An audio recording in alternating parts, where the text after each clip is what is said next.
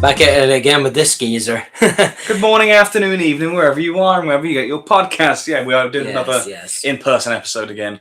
Good morning, good afternoon, good evening, wherever you are. Welcome back to the Double Feature Podcast, episode 21. And on this episode, God damn it, what are you doing? What are you playing at? You're stupid. No, I'm not. What's 9 plus 10? Part 1. That's how you do it. That is how you do it. So yeah, this episode, obviously 21, we are covering 21. We are covering the Super Mario Galaxy movie as our spotlight. And I just realised it's our very first animated movie as a spotlight. Yes, it is. Obviously, we've talked about a few animated movies. K-pop Demon Hunters. Obviously, like sort of rankings and like part 3s. But in terms of like an actual spotlight movie, it's the first animated movie we're talking about, which I'm quite excited actually. You know, I'd definitely like to do that again. And but yeah, so obviously this is the sequel to the 2023 Super Mario movie, which we technically have done a podcast on. Yes, just not this podcast. So if anybody is obviously familiar with my channel, I used to do my Clacker Chronicles podcast.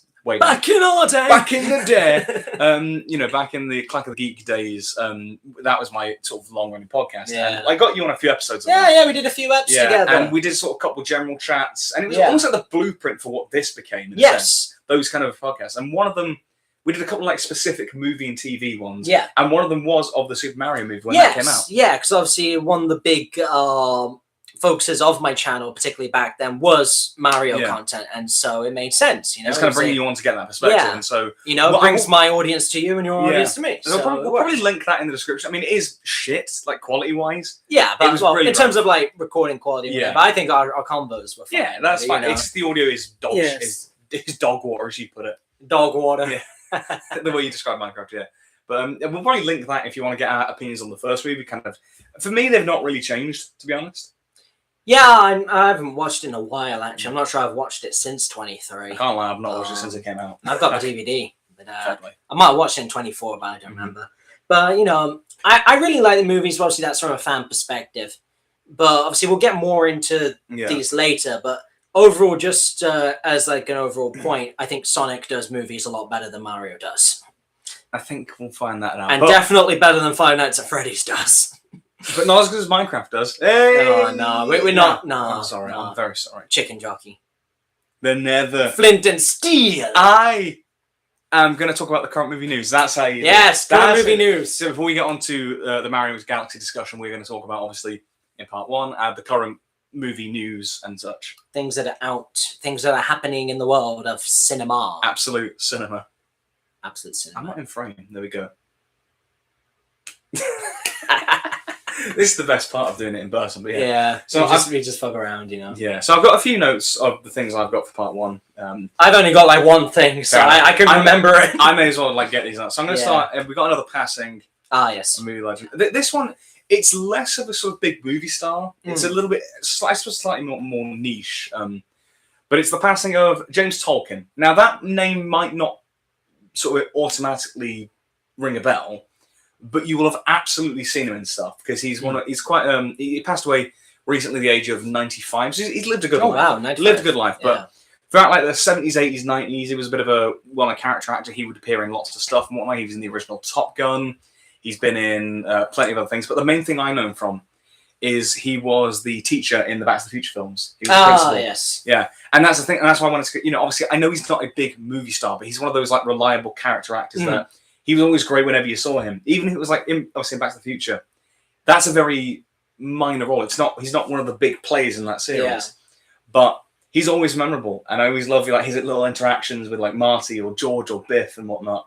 In the second movie, when it's the post-apocalyptic one, and he's got like a gun. He's like prepped like army-wise, and he's like, eat that slacker. It's just I say one of those like just great character actors that you know I always loved seeing on screen, and he was just very great. So as in may rest in peace. And that's what I want to do. Obviously, with these passings, I know we've often talked about these big iconic sort of film stars, whatnot. And Chuck Norris, yeah, exactly. Like not just movie stars, but also like real kind of big figures in pop culture. Yeah. And whilst like James Tolkien wasn't necessarily that, I wanted to spotlight that as well because it's not just the big A-listers that make movies. It's the supporting players, it's your character actors, and I wanted to shine light on that, especially Back to the Future is one of my favourite film trilogies and one of my favourite franchises, even as a kid. I'll have to admit, I've only seen each of those films once. Mm-hmm. But it is a really good trilogy, and I do remember enjoying them. But I've never got around to watching them again. Yeah, I mean, but like I know that peak. Yeah, so, you know. yeah, that could be a cool like spotlight doing the Back to the Future trilogy.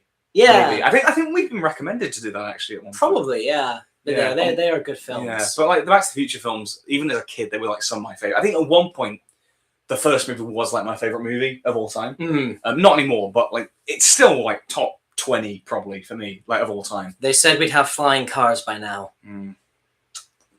Ready Player One was more accurate of a future. Yes, unironically, it kind of is. It kind of holds up really well, which is quite scary. Yes.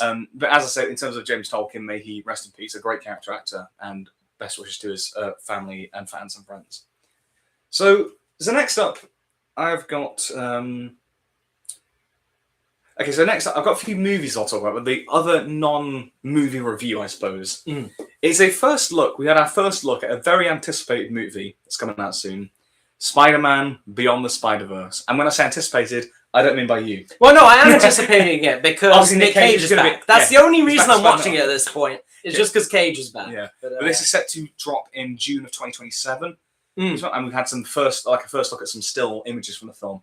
And they look amazing. Like I know you're not big on the art style of Spider-Verse, but I fucking love it. I don't mind the art style, like if you take it like by itself, but when you're watching like 2.5 hours of it, it gets a little much for me. Fair. Like for me, I personally love it, but particularly on the cinema when it's that bigger screen and everything, it's a lot. It maybe doesn't help that I didn't watch Across the Spider-Verse at the cinema. Yeah, I did. I mean, I watched Into the Spider-Verse, but not Across, and I honestly regret it because I know you say it's quite a lot, but for me, I love that. I love how out there and how experimental it was.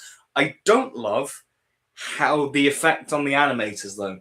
Yeah, there's some horror stories that came out. I've heard some of the stories about the conditions that they were in. Yeah, but no, I do very much appreciate the animation style. Like I can accept it's good. I just can't handle it, but I can accept it's very good animation. That's, like I do get what you mean with it, and But I've heard a lot about the conditions and how they were rushed through everything. And what I will say as well, because I think Beyond the Spider-Verse, obviously, it's very much like a direct sequel to Across. Like Across so it's like a part 1, part 2. Yeah, it's kind of like that. And obviously, I think Beyond was meant to come out sooner. Yes, but it's obviously been delayed. Yeah, and obviously coming out like 4 years later. For me personally, I don't mind that, especially hearing those horror stories about Across. Yeah, so hopefully they've had better conditions for this one. Exactly, certainly more time. Exactly. For me, I'm always going to say I would much rather this film get delayed, so it gives the animators a healthy work-life balance than just rushing it out just to appease some impatient fans. It was the same thing I said when they announced that K-pop Demon Hunters 2 was happening. I was like, yeah, sure, it's 5 years away or whatever,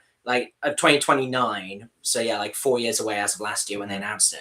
But, like I don't want them to rush it and have bad conditions and just put something out because they know it's high demand. I mean, I'd rather they just wait and cook. It is Sony as well. Like they're both Sony Productions. Yeah, so hopefully. Yeah, so I'm much happier, especially with animation, if they just take their time and they just cook.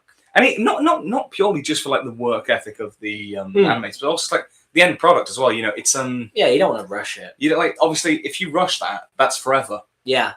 You know. Yeah. Whereas the delay is only temporary. But you know, it's insane that K-pop, Spider-Verse, both Sony, and these are the same people who gave us bullshit like the Emoji Movie. Yeah, what a comeback! I maintain the Emoji Movie was a crowdfunder for Spider-Verse. I maintain that. I maintain the same thing about Megamind 2 for Wild Robot. Probably it was pretty. Wild Robot was the apology. Yeah, it was. Yeah, that was a rough one. Yeah, but anyway, so June 2027 is set to. Drop Spider-Verse. Yes, I am interested to see it, and I'm hoping I'm going to enjoy it more than the first one because I'm not the first of the 2 parts. Oh, right. Also the first one, but you know. I mean, you're not because I'm not the biggest fan of them, but I'm willing to see if they're going to cook. Maybe it might be the end of the trilogy. Maybe it'll be higher up for me because I didn't mind the first one. I just prefer most of the live action ones, not all the live action ones. I mean, the amazing ones aren't brilliant. But for me, though, I maintain that Into the Spider-Verse is like a top 10, top 15 movie of all time for me. It's my favorite. I would say it's my favorite comic book movie. Wow. More than Dark Knight? Yeah, actually. Endgame, Infinity War. Yes. Captain America. Yes. Guardians 3. Yes. Wow. Yes. I mean, it's close with Dark Knight, to be fair, but I would Yeah, it's like it's just also as well really fucking funny and really fun. I find, and I also cry my eyes out at when Miles is like trapped in his room and like his dad's talking to him the other side door. That is a good scene. I fucking bawl my eyes out at that scene, and the leap of faith. Oh, it's so good, and the needle. Oh yeah. Anyway. I'll stop. We'll have to do it. Yeah. When we do, we will spotlight this movie and we'll talk about Spider-Verse. Exactly. Yeah. But anyway, in terms of other movies that are coming out that I have seen, I've got a couple that I'm going to talk about. So first of all, just two new movies and then one slightly older movie from last year that we're kind of going to bring up again.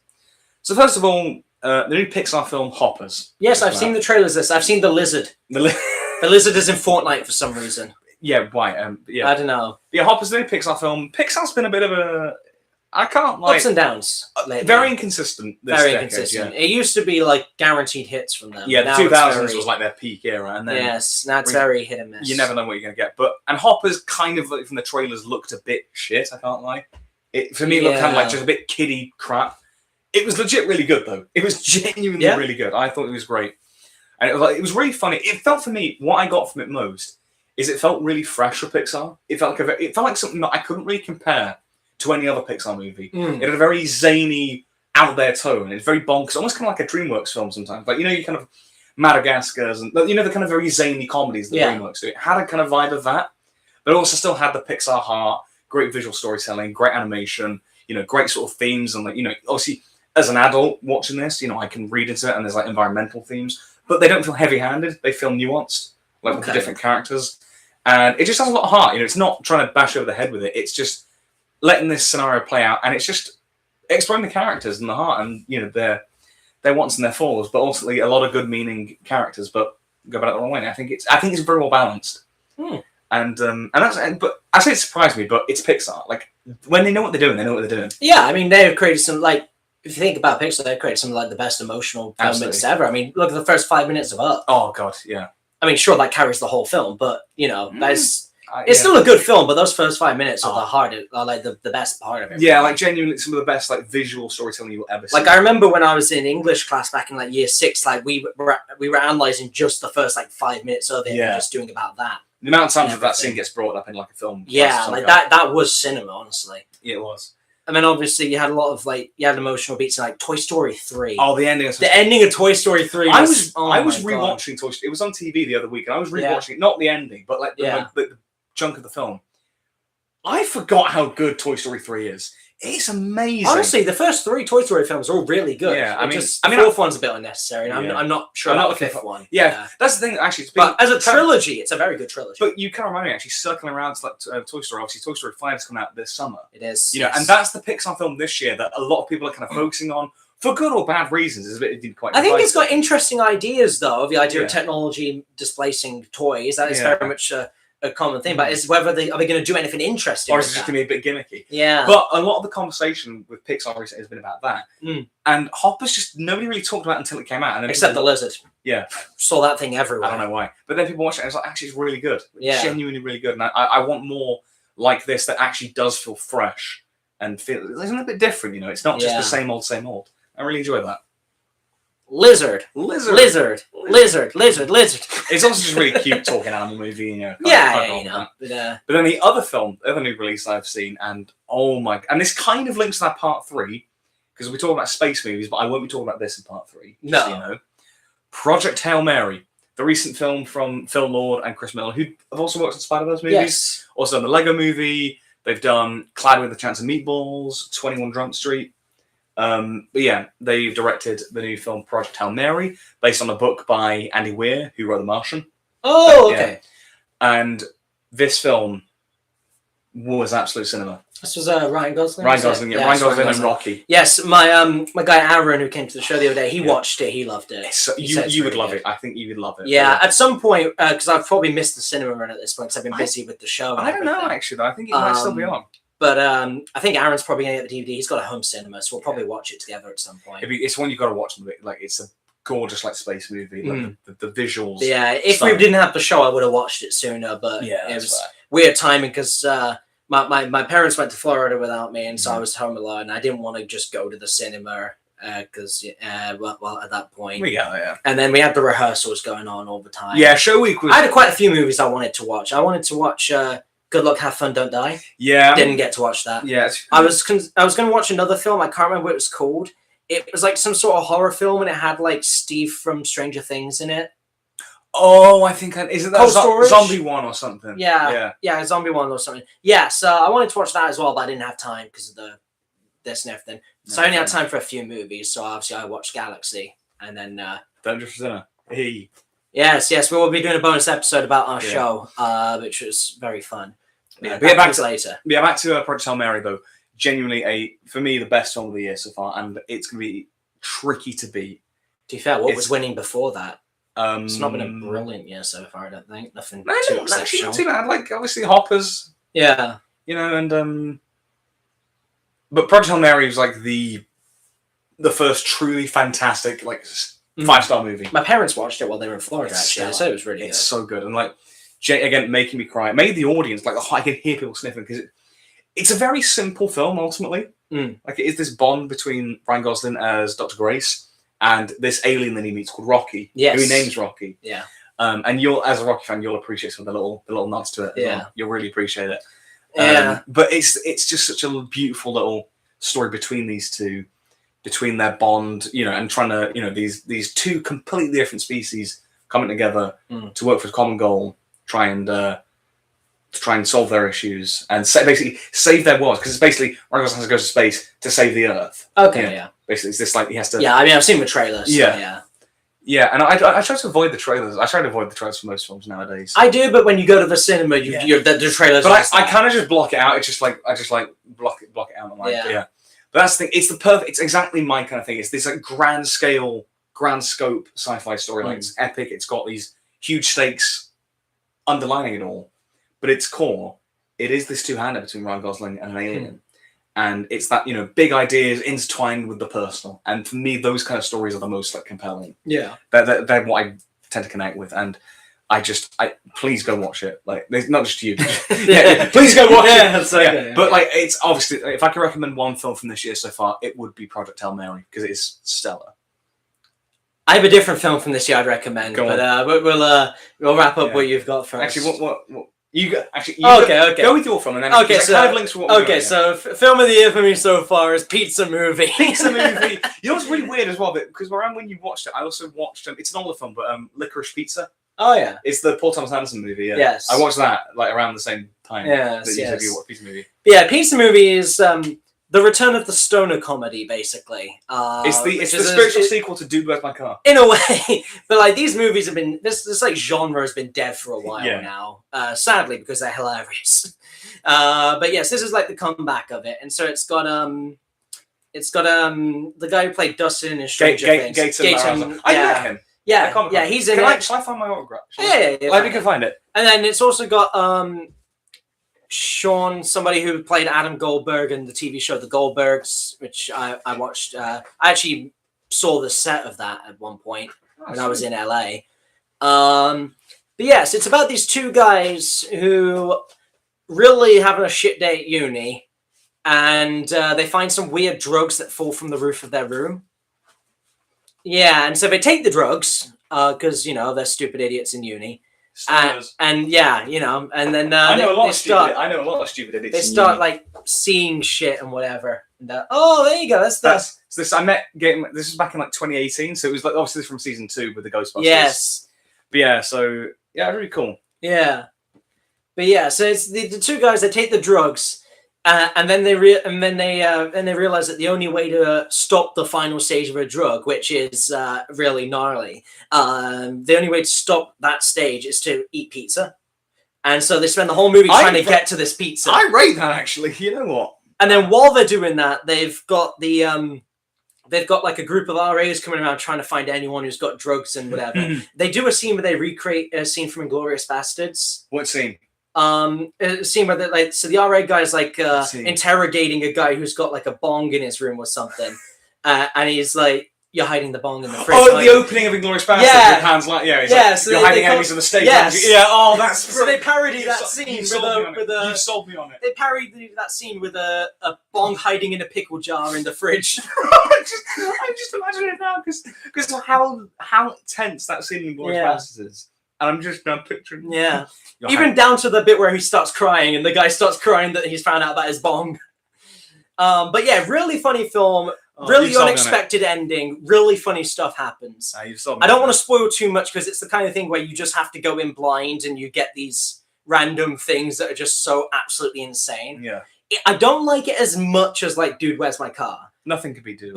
But you know, it's a really good comeback for the genre, and I'd love to see more movies like this because they're the kind of movie where it's stupid, but it's so funny, and you know, it's good to just have a movie you can laugh at. Yeah, and there is a plot, and you know, it's not like the deepest thing in the world, but there's a plot. It's a stoner comedy. It's more about the fun, you know. Yeah. And it is really funny, even down to the fact that Daniel Radcliffe voices a butterfly. What the fuck? Daniel Radcliffe voices a butterfly. Dude, you fucking sold me on this. Yeah. Why is nobody talking about this? I mean, people are. Well, people are, but it's just that one meme of the trailer for it, and someone just put in the caption, "I'm good, bro."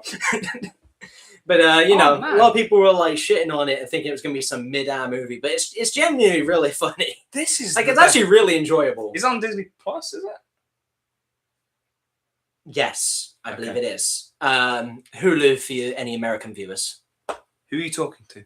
Any American viewers? Do we have any American viewers? Probably. My largest part of my fan base, I think, is American. Hello. Sorry. It's between the American and the English. Sorry, American viewers, it's on Hulu. For us, that's bundled into Disney Plus. Yeah. But yeah, really, really, really funny movie. But yeah, let me check, but I think that's the one movie I've watched other than Galaxy since last time we did one of these, because I've not been able to get out too much. Yeah. Let me pull up my letterbox. He's got Letterboxd now, folks. Pull up the letterbox. Lists. No, my lists. Every film I've watched in 4, 8, 12, 16, 20, 20. Yeah. I've only watched 21 movies. That's rough. For episode 21? For episode 21, yeah. We talked about Scream 7 and stuff last time. So yeah, I've not watched anything new since. The only things I watched since last ep were Galaxy twice and Pizza Movie. Yeah, fair. The Pizza Movie's funny, honestly. But yeah, so there was one more movie I wanted to talk about, and it's not a new release, but it is a film that we talked about briefly last episode that I wanted to sort of discuss, and if I'd seen it, and I finally have seen it. It is I Swear, the British drama biopic that came out last year. Got a lot of BAFTA attention for arguably the wrong reasons, which obviously we went into all of that. Yeah, you can watch last episode for all the drama of but it. But I was curious to actually watch the film. Even before that, I was curious to check this film out. And I think it's an important film to check out. Obviously, so just if you are aware, I Swear, it's a British biopic of the life of John Davidson, a man with Tourette syndrome, growing up during the 80s and 90s in Scotland, and you know how he became an advocate for raising awareness for Tourette syndrome and the kind of challenges he faced and whatnot. And it's that kind of low-key British drama, has that kind of vibe. It's not the thing. That's the thing. It's not exactly the most showy movie. Like for its filmmaking, it's fairly straightforward for the most part. There's some good like techniques and whatnot, good edits, good camera work, good sound work sometimes, but it's not like overly stylish. It's not overly flashy. And the same for the narrative. It is a fairly straightforward narrative of just showing this guy's life and when he was a kid, growing up. It's fairly straightforward, but for me, that's actually the only fault. And even then, it's not fully a fault because that's kind of all it needs to be. Because it is very much more the subject matter that is the focus. Yeah. And it's hard-hitting. It's a really hard-hitting film at points, but also I wouldn't call it a dour experience. It is still really...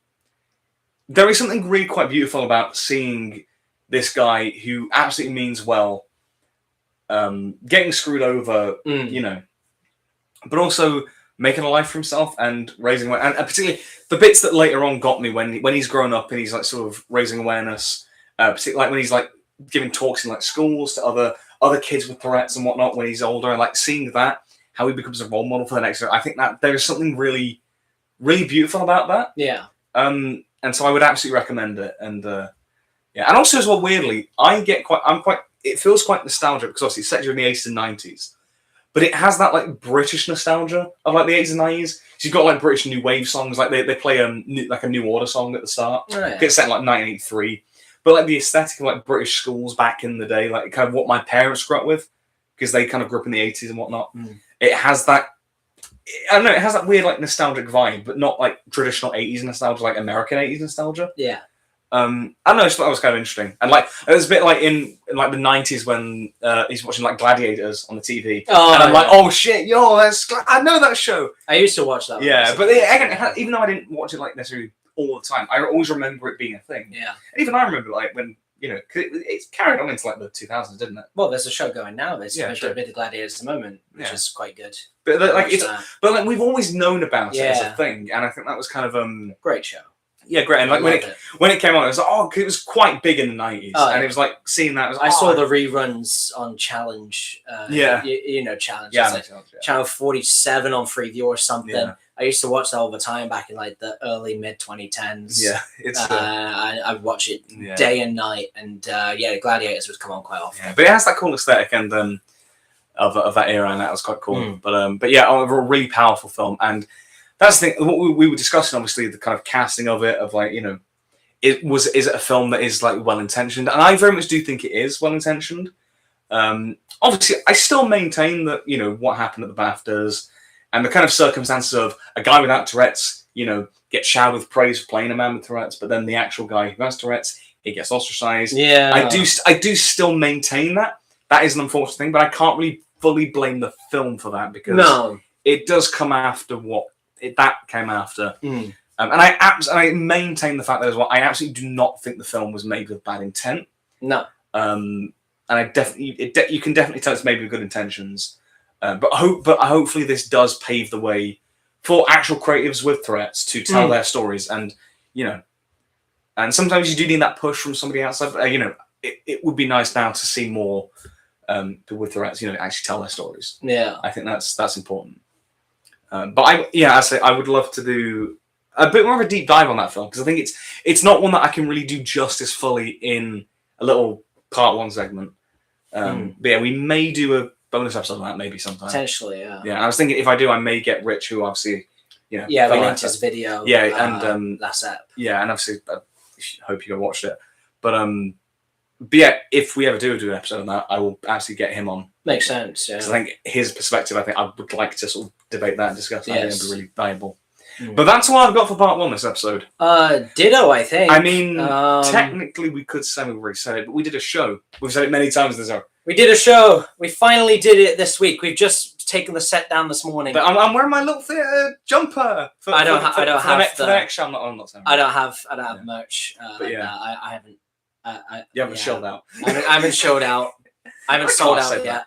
I have. I can't say that. But yeah, don't forget, we will do a spotlight episode, a bonus episode rather, on that. But for now, Super Mario Galaxy. Woohoo! Yoshi! Oh god. So part 2, Super Mario Galaxy movie. So I've seen this movie twice. I will say off the bat, I enjoyed it more the first time.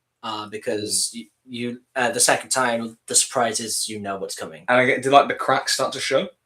A little bit more, but it's mainly just the loss of surprise factor. Okay, fair enough. But yeah. Overall, as the Mario fan I am, I was very much looking forward to this movie. I was very excited to see it. I saw it with my guys, the now some guys from Freddy's gang, because we finished FNAF. So yeah, me and my boys, we went and watched it. We had a great time with it. We loved it. It was great. I was in the cinema on my own watching it. It was literally just me. Oof. That was fun. Oof. But yeah, so I watched Rumble Boys. We had a great time. We all liked it. We went in not expecting like peak cinema or anything, because Mario games, not mainline Mario games, not known for their plots.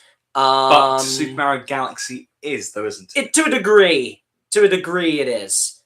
The 3D ones have a bit more plot than the 2D ones, but still relatively basic. It's still Bowser kidnaps Peach. Yeah. Let's go save her. But then it's a case of how do we do that? We need power stars to generate energy for this for the Comet Observatory to fly to Bowser's Galaxy.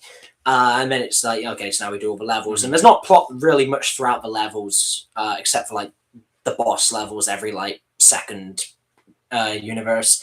But yeah, so these games aren't particularly known for their plot outside of the RPGs. So I'm not expecting deep plot, but I'm there for fun. Yeah. I'm there for the atmosphere and just to be entertained. And I was thoroughly entertained. What I would kind of counter that whole thing with is that obviously, yes, the Mario games aren't known for plot, but obviously some of them do. However, even if they weren't, like even if like none of the games had any plot, when you adapt it to a film, obviously film is a very narrative-driven medium. Yes. So you do need to put more focus on plot. And I really don't think either of the films... Obviously, I'm not talking about the first one, but I think it still holds up for both of them. I don't think either of them really do. No. And the plot is very, very thin. Yeah. And also, can I say some of the discourse about it? Like, I'm not the biggest fan of this movie, really. Yeah. Like, for me, it's one of the weaker films, in my opinion, that we've spotlighted. But bear in mind, I'm not the big Mario fan here. Like, if you enjoyed it, that's fair. Like, I absolutely get it. Like, it's a fun time. Yeah. Like, honest, in that sense. And also, especially a lot of the Easter eggs and whatnot. Probably went over my head, but like I get the enjoyment from it and whatnot. But some of the discourse around it, like people criticize, like I'm still allowed to criticize it, aren't I? Yeah. Yeah. Thank you. Yeah. But like some of the people who like this is what we do. Yeah, exactly. Yeah. But some of the people when it's like if people point out stuff about like the story and whatnot, and people are going like, oh, why are you complaining about the story? It's only a kids movie. Yeah. Mate, we literally just talked about Hoppers. Like, yeah. Hoppers is the prime example of a sort of film, aimed at kids, but you can. To be fair though, story. Most people who grew up with Mario Galaxy are adults now. This was a 2007 game. Yeah. This game is 19 years old. So this game itself is already adult. Wow. So, most people who played Galaxy when it came out are adults now. So it's not so much aimed at kids as it aims at nostalgic fans. Yeah, but it is also as well as also. But like it is. Yes, but that's the way I've seen it is, yes, it should have a plot, but the first one kind of did. It reused the same wedding plot that they've used twice before in the games. Yeah. Only once was good. But then this one, a friend described it as like when you do like an anniversary celebration, it has elements of everything from over the years. Yeah. It's like a celebration of everything. No, I kind of rather than, and he said that, and I was like, yeah, that makes sense actually. It feels like a sort of appreciation of everything. Yeah. And as a fan, I do get that. But as a movie, if I take the fan out of it, and as a movie, I know it's not great. But interesting, when I was watching the second time, I was thinking about it, and I was thinking about the fact that a lot of plot points are like, they come in and then they're wrapped up like 5 minutes later. Yeah, they are, yeah. And I was thinking, well, that's like level structure. It's like you've got a level where you've got an objective, you wrap it up, next level. So in a way, that's interesting to me. I'm not saying it's good for a movie. I don't think it necessarily works in a movie. But it feels like an interesting angle to take, considering what it is. It's an interesting way to translate the experience of playing a video Especially game. when there was literally a segment of the movie that was basically playing levels of Mario Bros. Like when they had to go and like defeat 2 Hammer Bros to save a Toad or whatever, and then on the board the little flag came up on the checkpoint. So that was literally like game. It's like when they turn into babies and they have to like escape the dinosaur and whatnot. Yeah, that very much felt like a level in a video game. Yes, like that's the thing. But in a video game that's fine because obviously you have that's the point of a video game. Yeah, you have more control over that. But obviously with a film, the narrative should progress. It just feels like so. I think it started off decently. Like the first 5 minutes are great. I love the first 5 minutes. Me too. I will give you that. A shame that Rosalina does nothing else for the rest of the movie. We will get to that. So we will get to that. I promise. But that first 5 minutes, that's really that was really good. Honestly, like you have that sort of plot line of Rosalina getting captured, and you set that up. I hate that she got captured. Yeah, I mean, absolutely hate it. But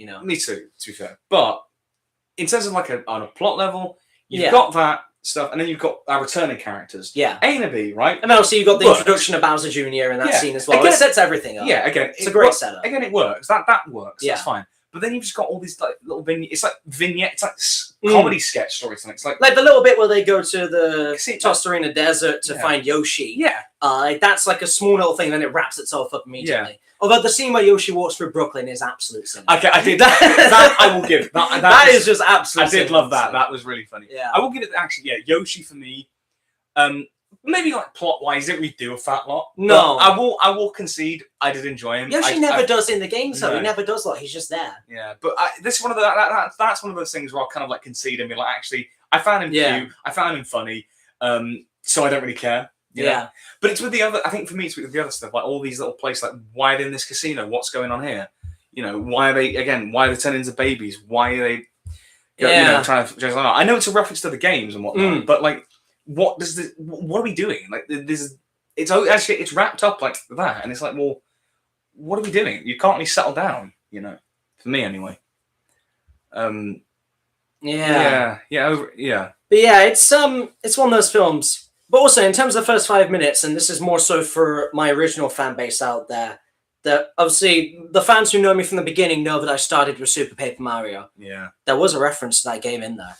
In Rosalina's library, right at the start, like a few books to the left of the one she picks up, is The Dark Prognosticus from Super Paper Mario. Actually? Yes, the fabled Book of Destruction that drives the whole plot of that game is in Rosalina's library. Yeah. Now, I know they're going to do nothing with that, but let me cope for a moment. Let me cope for film 3. Let me cope. She has this book. There's a scene where Rosalina's running away from a dark force, and it's a lot of purple, which is a kind of a signature color of the main villain of Super Paper Mario. I'm not saying anything, but give me the movie you promised us back in 2010. Give it to us. I mean, they didn't promise it, but they talked about doing a Super Paper Mario movie, and I'd love to see that. But they're not going to do anything with that. It's a throwaway Easter egg, but I'd love for them to do so, because that's one of the games that actually does have plot. Make your own. The Mario RPGs have very strong plot, but the mainline games don't. Mm-hmm. But that's the thing, though, is like, out of all the mainline games, like, all the characters in those, Rosalina is my favorite character in the mainline games. Because she actually has lore. In the game, she has backstory, She had parents who went away, and then she traveled the cosmos, and she took in all the little Lumas as her children and would look after them until they could become their own planets, galaxies, universes, or even smaller things like just launch stars or whatever. Yeah. They kind of rewrote her lore in this movie, which I kind of predicted it was going to happen, but at the same time, I'm not happy with how they did it, because they had erased what made Rosalina good. Yeah. And also, she's like fucking powerful as hell. Like, she... At the end of Galaxy, like, Bowser destroys everything with a black hole, and then she just creates a whole new universe. So, like, she's powerful. Yeah. And in this movie, she does nothing for most of it. I mean, I'm not necessarily, in principle, changing the lore a little bit isn't a problem. As long as it's to something good. And here they change it to nothing at all. Because she does nothing. And I say, I'm with you, because like, even though as a non-fan, I know that Rosalina is one of the key characters of Galaxy. I know that she's like a pivotal player. It's a debut game. Yeah, exactly. And the fact they just do nothing with her. The fact that there's several points in this where there's massive stretches where she's not in it at all. She has a total of 10 minutes screen time. Yeah, 5 minutes of that is the opening thing. And there's like plenty of times where they cut back to her. Imprisoned, and I'm like, I genuinely forgot you were even in the film, because just wasting time with other stupid bollocks. Yeah, I think it's just like, and it's like that first 5 minutes was really solid. Like that action scene is really cool, really solid scene. I think Brie Larson does a good job. Like she's fine. Like, why would you put her in the movie if you're not going to do anything? Well, quite funny. This is Brie Larson, the person who broke up with her boyfriend because he told her to stop playing Mario Galaxy so much. So that's kind of karmic justice there. So now she's Rosalina, which is great, and honestly, I think she does a great job. But it's the fact that all of this is in service of Peach, because Nintendo are at this point where they're allergic to having Peach kidnapped entirely in any game or movie or anything really besides Mario 2023. All the games since she doesn't get kidnapped or anything, they just try and make her more girl boss, as you'd say. Now, but the problem is they're doing that at the expense of Rosalina. Yeah, but they're doing that at the expense of Rosalina, who's already been a girl boss since 2007. Like, she was always the strong one, never captured, not once. And now they nerfed her in favor of giving Peach more power. And it's like, do you really need to do that, though? Yeah, it just kind of seemed like in trying to be progressive, you've basically been regressive. Regressive in Rosalina's case, yeah. Yeah, it's kind of like you're giving more Peach, sure, but you're taking a lot away from Rosalina. Yeah, why couldn't you just add more? Yeah, I don't know, but yeah. Or even then, Peach didn't necessarily need to be in the movie that much. Yeah, could have had Rosalina. That brings me to my next point in terms of like the returning character from the first movie. Now, I've got to say, for me overall, the new additions. Obviously, I love Yoshi. Rosalina, when she was there, was very good. She did fuck all though. I love her design in this movie, though. So good. And the powers are cool. I really enjoy Fox, Glenn Powell. Yes, Fox McCloud. That was a really fun one. Really fun. Yes. He's really cool. And I do enjoy Bowser Jr. It's really weird having Benny Safdie of all people voice him. It's like weird. Benny Safdie of all, the guy who directed Uncut Gems and Smash It, like one of the it's such an odd casting choice. But I do enjoy him. Thing is, this is the best that Bowser Jr. has ever been in the series. Like, normally he's just a little shit that does nothing. Yeah. But in this game, like, he's genuinely hard on this one. Like when he's in the games, he's just like, nah, you're stinky. You're stinky. I hate you. In this movie, he's like, I'm gonna fucking kill you. Yeah, bro. he's such a psychotic little shit. He's an absolute. Yeah, he's a psychotic little bastard. Yeah, but at the same time, he's still got like this really soft side when he's got the scenes with Bowser. Yeah, it's quite cute. When Bowser's telling the story to him. It's quite cute in a really twisted way. Yeah, Bowser and Bowser have a lovely relationship in this, and I think Bowser's really good coming back in this. And Luigi as well. I like that he has more to do in this movie because he's barely in the first movie. That's true, but I said, like for me, I said the new characters I enjoyed when they used them. The returning characters, for the most part, this is the thing. Obviously, because I didn't much care for the first film, and the fact that we're still with this lot, it feels to me they feel played out. Like Bowser and Luigi, I loved in the first movie. Yeah. But Bowser just kind of feels like he's doing the same old sort of shtick. Like, he's fine. Like, I don't hate him, but it doesn't really do much for me. Luigi, again, loved in the first movie, but he was for me, he's one of the highlights of it. But here, again, it's kind of more same old, same old. Peach and Mario, though, fuck me, they are boring protagonists. Yeah, I don't do much. I can't, especially Mario. First of all, Chris Pratt fucking sleepwalks this performance. Oh my god, I've never heard someone sound more bored in their life. Genuinely. And character-wise, he just wants to bonk Peach. He does. He just wants to bonk Peach. That's just his entire motivation. He just wants to bonk Peach. And, like, how many times have we seen that before? In movies, not Mario games. I mean, probably it's the same, actually. But it's just boring. It's just so played out, man. That's how it feels. And yes. Yeah. Toad, I just until then I forgot Toad was even in the movie. Oh yeah, I genuinely forgot he was then in there. Yes. But again, that's what the returning elements just feel played out at this point, and they're not really offering anything new and whatnot. It just feels far too safe. And like 2 movies in a row, yeah, it just like definitely. What are we doing?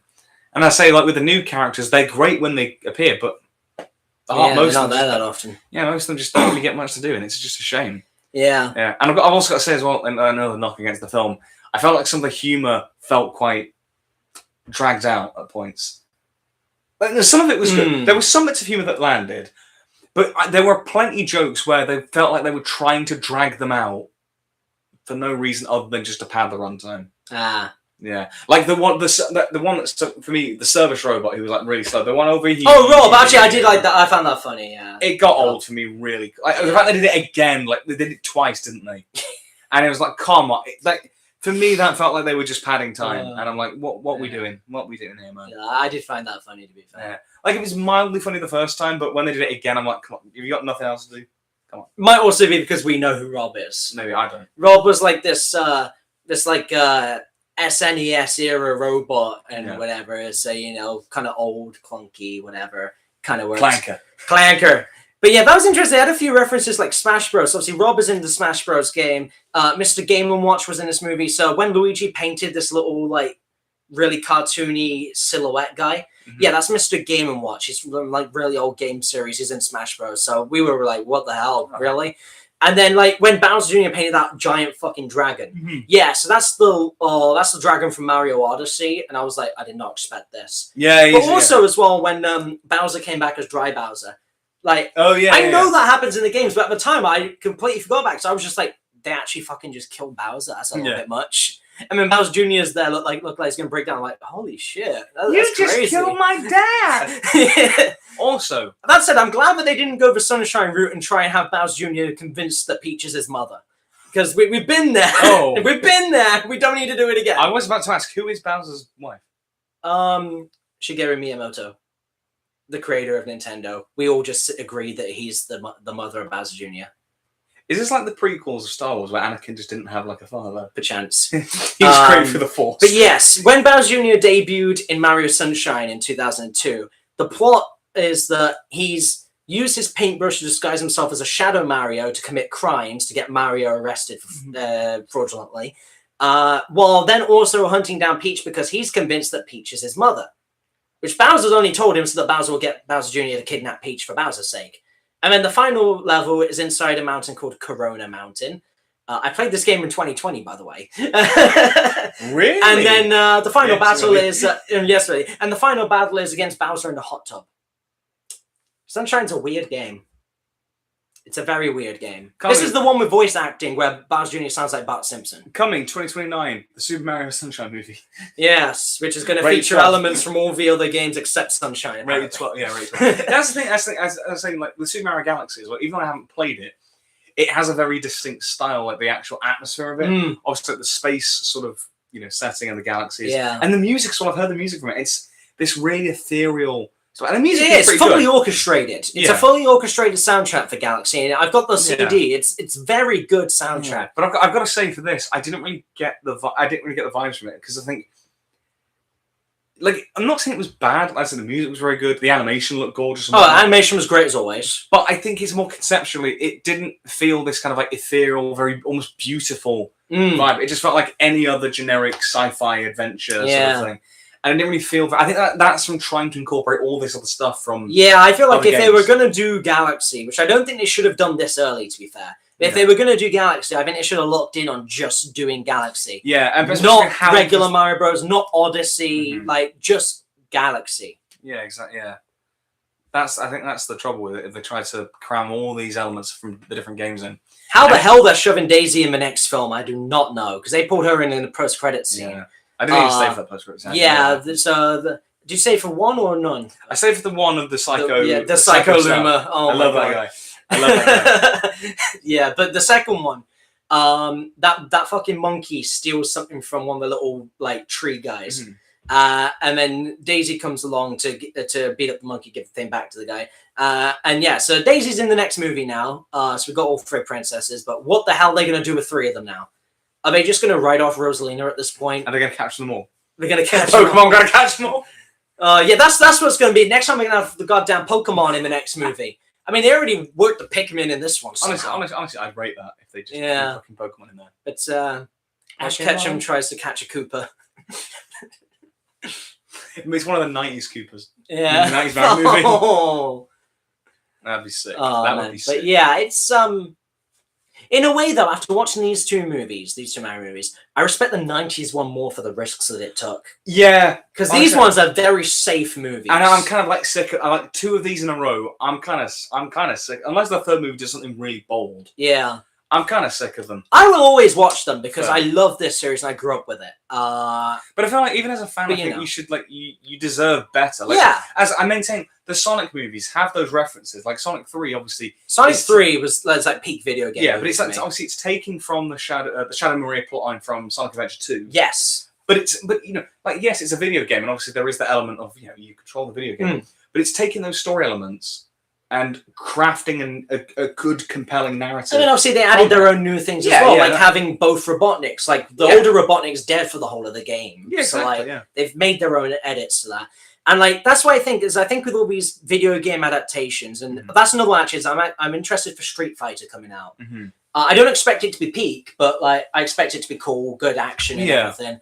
But because it's like the games. But I think when it comes to these video game movies, Sonic 3 is the best one I've seen. Yeah. But when I go into a Sonic movie, I expect good plot because Sonic are plot-driven games. Yeah. For better or worse sometimes, but they're plot-driven games. Yeah. Whereas for Mario, same with the games. I don't play the games even for the plot in most cases, except the RPGs. I play them for the entertainment because I find them fun. They're easy. They're easygoing and whatever. But I say like when you're translating to a film, you have to do it a bit differently. It's like when you adapt a book to a film. Not everything you write in a book will translate to a film. Not every line of dialogue will work on spoken aloud. And you have to rework. You just have to if you want it to be good. I'm not saying that the Mario movies need like this Nolan level story. No, I'm not. They don't need that. I'm not saying that. Got to keep the kids interested. Yeah, I'm not. You can't be giving the kids Inception level stuff in a Mario. But they can give them Odyssey level.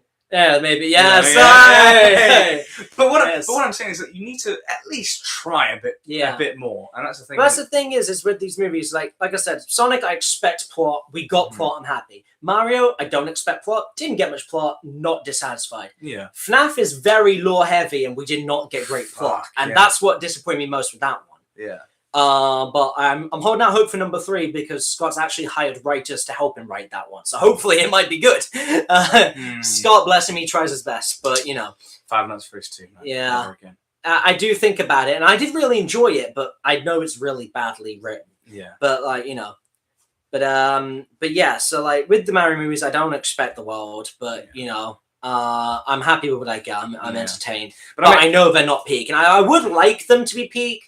I would like. I mean, like I said earlier, I'd like them to adapt to the RPGs. There's so much good plot in those. Like what the thing is, something that it's from doing this podcast actually that you've kind of brought me around on this. It's when we've talked about, like, slightly off tangent. It has a point. What we're talking about. But when we talk about, like, absolute comedy and whatnot, you know, we sort of talk about those movies, and we talk about, like, comedies that they're just there to make you laugh, right? Yeah. You know, not every comedy has to have this deep plot. It doesn't have to be. It doesn't always have to. It doesn't have to be the smart comedy, the subversive comedy. A film like, can just be laugh out loud. Like Pizza Movie, like the new Naked Gun that came out. Grown Ups. like Dude, Where's My Car? Yeah, it's a movie. Like, if it's a comedy, the primary objective is it funny? Yeah. Are you laughing? Yeah. You know, and if you are, success. Yeah. If it has something deeper, then bonus. Yeah. But it doesn't need that to be a success. With something like Mario, you know, it's a action, fantasy, adventure story. And adventures need, you know, it's like good triumphs over evil, and you do need that compelling plot because you need these compelling plot beats to inform character, to inform the conflict, to inform the drama. You know, and you know, ultimately that's what I'm saying. You know, so whilst the plot doesn't have to be the most incredible thing, it needs to be something. Yeah. And I just feel like I haven't really been able to work with these two movies, and so I kind of do respect the 90s Mario movie a bit more now because it tried something different. Yeah. It was batshit crazy. It didn't work. I'm not saying it worked. But they tried. Yeah. And it's memorable. Yeah, certainly memorable. Incredibly safe. And also as well, something we've brought up like years ago and whatnot, when a lot of video game movies were kind of starting up. Like when the first Sonic movie came out. Like when the first Mario movie, obviously. Sometimes the first ones are like, we always sort of say it's like the first movie's very safe in order to kind of establish the world. And then get the money back and everything, and know that it works. Get the audience in who don't know the games. Yeah. With the Sonic movies, I very much feel like they have gotten better. With FNAF, for me, they got worse, but... I slightly preferred the second one because the first one was just so boring. But obviously for fans, I do get them getting better. The Mario movies, for me, like the second one, has stayed pretty much the same thing. Arguably slightly less, actually. I did slightly prefer Galaxy. Yeah. But for me, there's not... But they're very similar. For me, like, it could be a different day. I could prefer the other one or the other. But that's it. They've not... What I'm basically saying is that it's not moved the needle any further. No. It's not moved it any further. No, because obviously Sonic 2 was a big step up from Sonic 1, and Sonic 3 was an even bigger step up again. And I was hoping for the same thing with Mario. Yeah, and like I said, the Sonic movies are very much fulfill that promise. Yes. And that's why I will trust a Sonic movie. I'm very excited for Sonic 4. Me too. Very excited. But so is that everything for Mario Galaxy? Maybe. I can't think of anything else. Just... I don't know. Animation was great. It's the thing is that I really wanted to love it. Yeah. Because Galaxy is probably my favorite non-RPG Mario game. This feels like a therapy session right now. Yeah. This really does feel like I'm counseling you. Yeah, because I really wanted to love it, and I wanted my favorite games coming to the screen. My favorite character is going to be in it from the mainline games and everything. The thing is, I figured when they announced it was going to be Galaxy, so we all thought it was going to be World because of the Yoshi teaser at the end first one, and Yoshi debuts in Mario World, which is another basic platformer, old stuff. That probably would have been better. But they jumped to Galaxy, and I thought that's very ambitious, and they didn't have the ambition in the writing to match the ambition of the title. No. So they didn't do it justice, I don't think. Like not just plot wise, but character wise, atmosphere wise. Yeah. Which is a shame to look back on it, and because obviously I really enjoyed it after I first watched it, and I loved it so much. But then after watching it the second time, I thought about it more, and I do have that disappointment that I didn't have with the first movie. Yeah. As much as I know the first time I watched this movie, I enjoyed it more, and there's still so much I do love about this movie. It's not exactly what I wanted it to be. Yeah, that's a shame.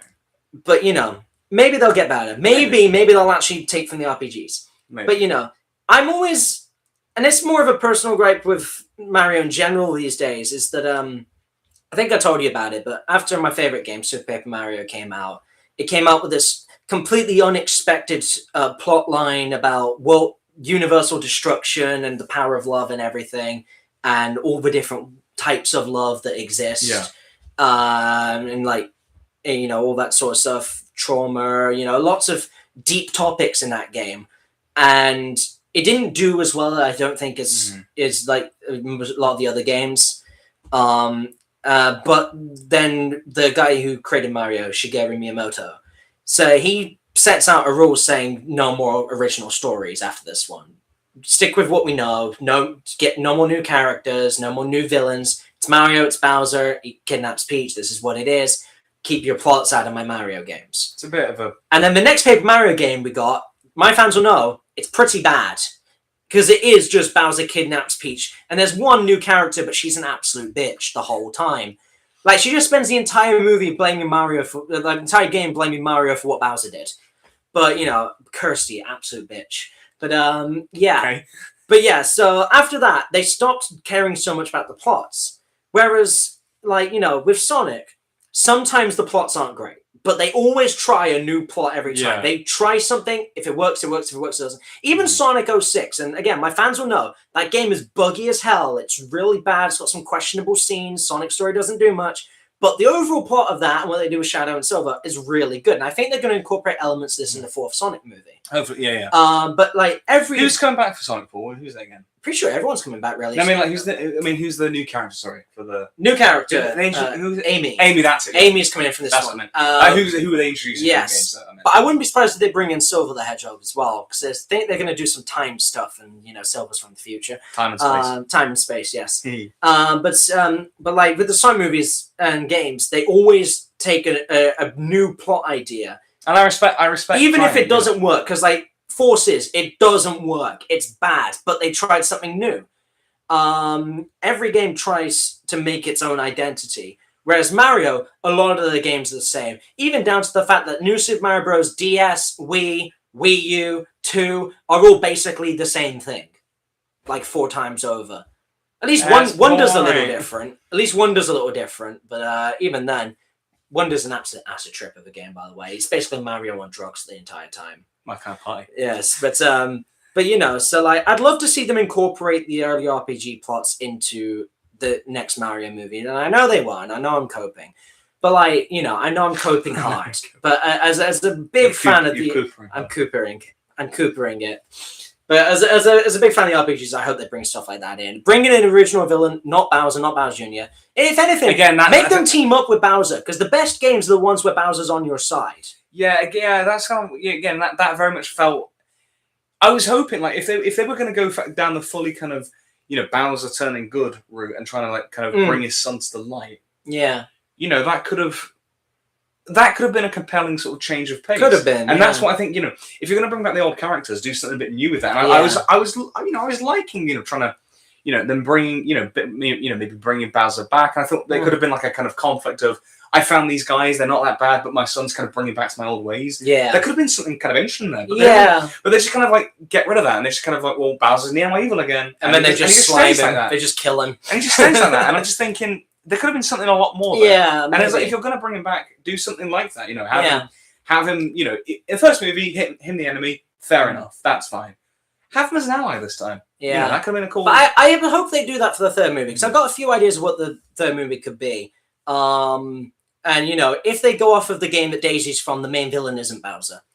If they go off of what the evil force attacking Rosalina and Peach's kids could be with the purple, that's a few different enemies. It could be the Shroobs, for one thing, which is an alien race of mushrooms, not Bowser.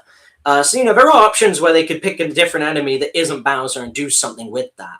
But yeah, like, you know, there's a lot of... I don't want to tangent too much because it's a lot of whatever to you. You don't know the games. No, but like my fans will know. My fans will know. Mate, but, you can say it's our podcast. You can say what you want. It's know, I want to see them do something with these RPGs because most of them have really good plots and they've got really good story. Like, even, like, they're not always the deepest thing. Like, even with Bowser's Inside Story, for example, really good game. Original villain, not Bowser. You actually... Mario and Luigi spend most of the game inside Bowser's body. Bowser eats them after eating a vacuum mushroom, and they spend the entire time helping him function from within his body. This is how I learned what enzymes are, by the way. Of course you fucking did. Of course that's how you learned it. Yes. And then Super Paper Mario, obviously I'll champion till the end of my days. 1,000 Year Door is really good as well. That's like a whole treasure hunt of a game. Yeah, that's almost got like a bit of an Indiana Jones aspect to it in a way. And again, main villain, not Bowser. You've got the alien X-Nauts, and then you've also got the Shadow Queen. So, there's a whole bunch of shit going on there. So, they've got a rich ensemble of games where villains aren't Bowser. Use them. Yes. Please. Yes. Use them. Use them. Please. Please use the RPGs. But Is this cry for help? It is. It really is. Yeah. It really is. Scores? Is that everything, sorry? I think it is now, yeah. I think it is. I've got that on my system. But seems justice for quite Rosalina. clear. Yes, it does, doesn't it? But we're going to be quoting the play, I think. Yeah, justice for Rosalina, please. Yes. But yeah. But overall score, like, I in terms of enjoyment, I gave it an 8 out of 10. Yeah, that's fair. But if I try again, like, because I do quite often with a lot of these films, I've tried to give both my fan enjoyment score and my objective score of the movie, taking out fan biases. Yeah. As a movie, it's like a 3 or 4 out of 10. Ooh. It's not great plot-wise. Maybe 4. 3 feels harsh. But as a fan, enjoyment-wise, it's an 8 out of 10 for me. Okay, yeah. And I'd say the first one was like an 8 out of 10 for me as well, enjoyment-wise. Yeah, but as a movie, that one's more like a 5. Because they did do a plot, and it is, it's a tried and tested plot for Mario with the Bowser Peach wedding. Because again, twice over. I will say, compared to the first film, I'm glad we didn't have any sucky pop songs in this. Yes, that was good. But to be fair, I liked the songs that they used in the first movie, but I just don't think they should have used It's them. not in the context of the movie. I mean, Thunderstruck is great. Take On Me is great, but they didn't need to use it. Who's taking on who? But they did use one licensed song for the scene where Yoshi's walking in Brooklyn. Yeah, that was. But it makes sense because they're in Brooklyn. That's appropriate. They're in the real world, and it's not actually playing like the words from the song; it's just the music and whatever. So that's fine. Yeah. But it's like the fact that even the first movie, I think it used No Sleep Till Brooklyn. Yeah, it did. Yeah. In Brooklyn, which makes sense. It's fine. But then using these other songs in the Mushroom Kingdom, there's no need. Take On Me, like just play some monkey music. Yeah, just play some monkey music. Play that dance monkey music. Dance monkey. No, play that monkey music. Anyway, my score for Super Mario Galaxy, 5 out of 10. It'd be a 5 if I were generous, a 6. But I'd say the first movie was a 6. That's pretty still the same. I think Galaxy is a little bit weaker, so I'm gonna go 5. Again, I don't hate it, but I don't love it. I mean, I get why fans will love it and really enjoy it. Even then, a lot of fans are divided. Most of them love it, but a lot of them are quite upset about the way it's been done. Yeah, but it's kind of indicted, like this kind of.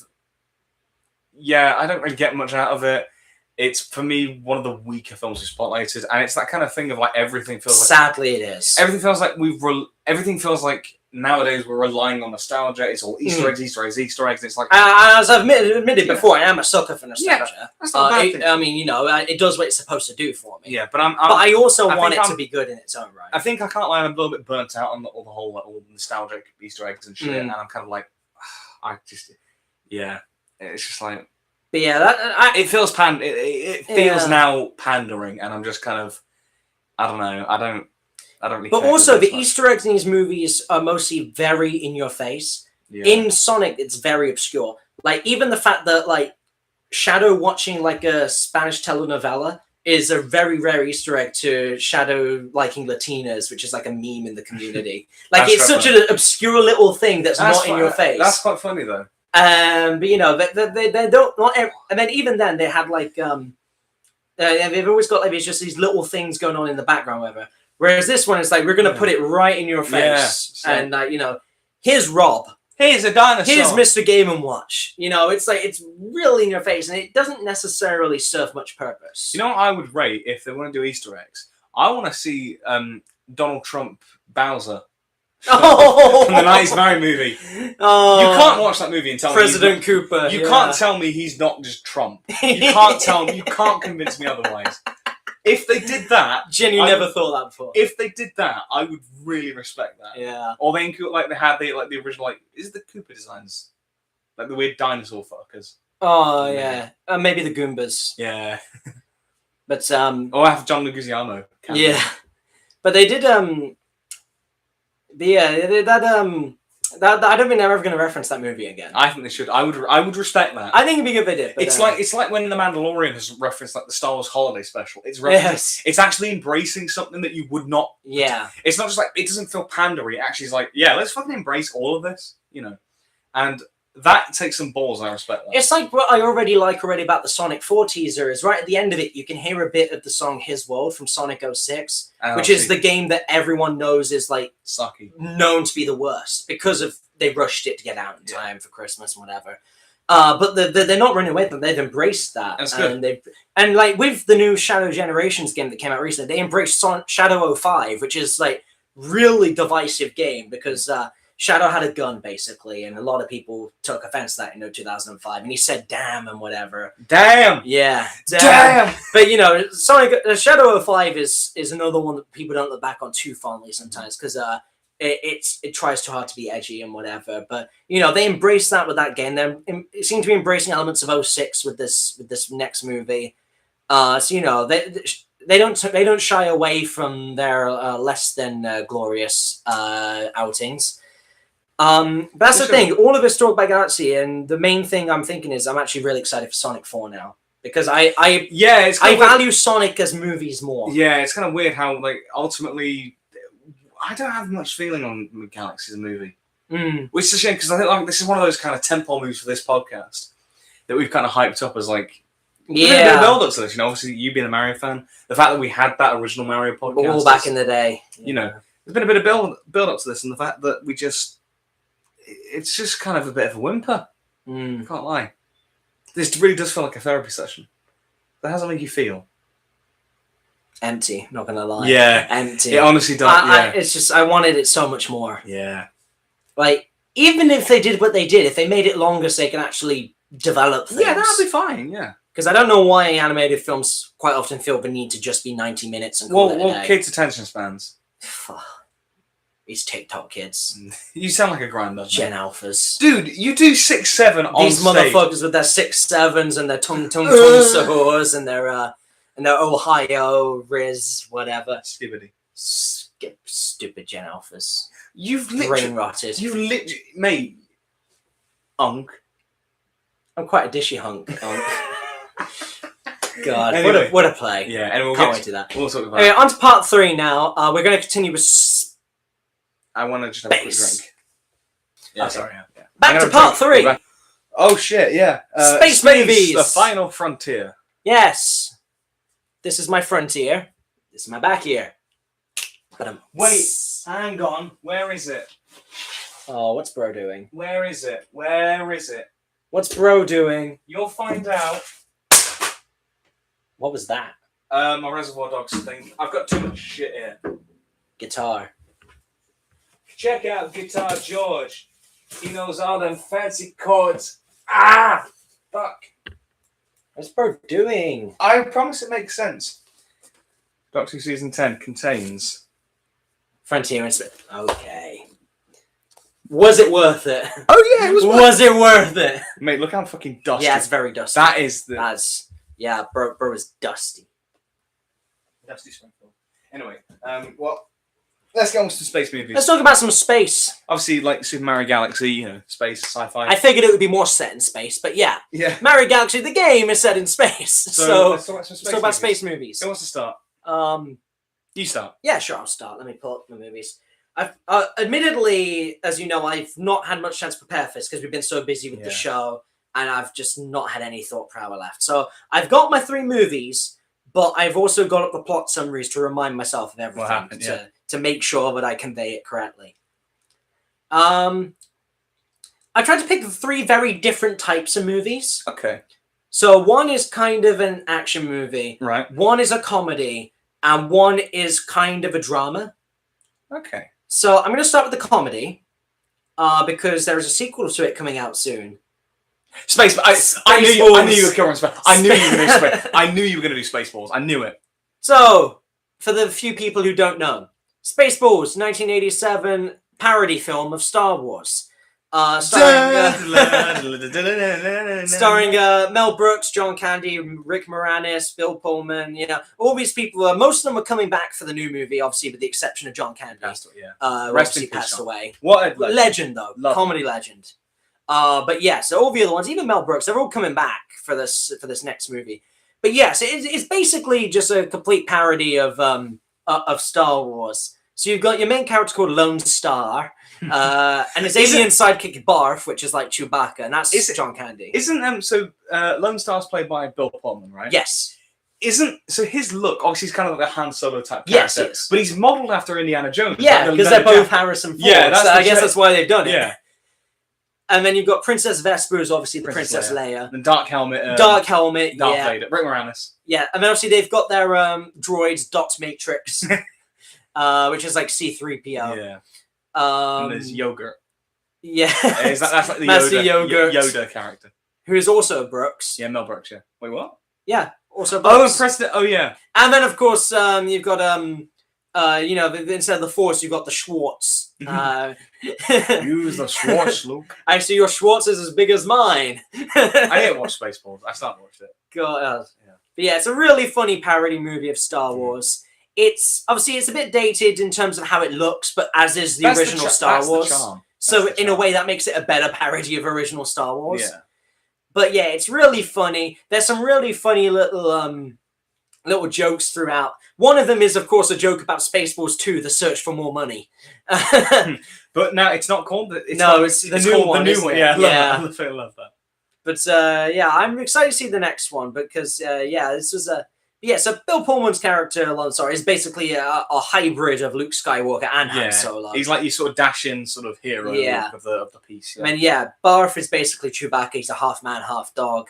And Rick Moranis as Dark Helmet. Like I've seen clips from it, and it's like I love that it's just John Candy. It's just John Candy. Yeah, I love it. It's just great. Man, I love it. And then of course, one funny bit as well. They got a guy called Colonel Sanders, which is the KFC guy. Yeah. They got all sorts of these funny little a Pizza the Hut instead of Jabba the Hutt. Am I right in thinking that like their sort of spaceship is like a Winnebago or something? Am I right in thinking that, or am I making that up? What's a Winnebago? Like Walter White's van. Fucking hell. Oh, I think it kind of is. Am I right in thinking that is what it is, isn't it? It might be. You don't know what a Winnebago? You've never heard? Genuinely? I'm too young.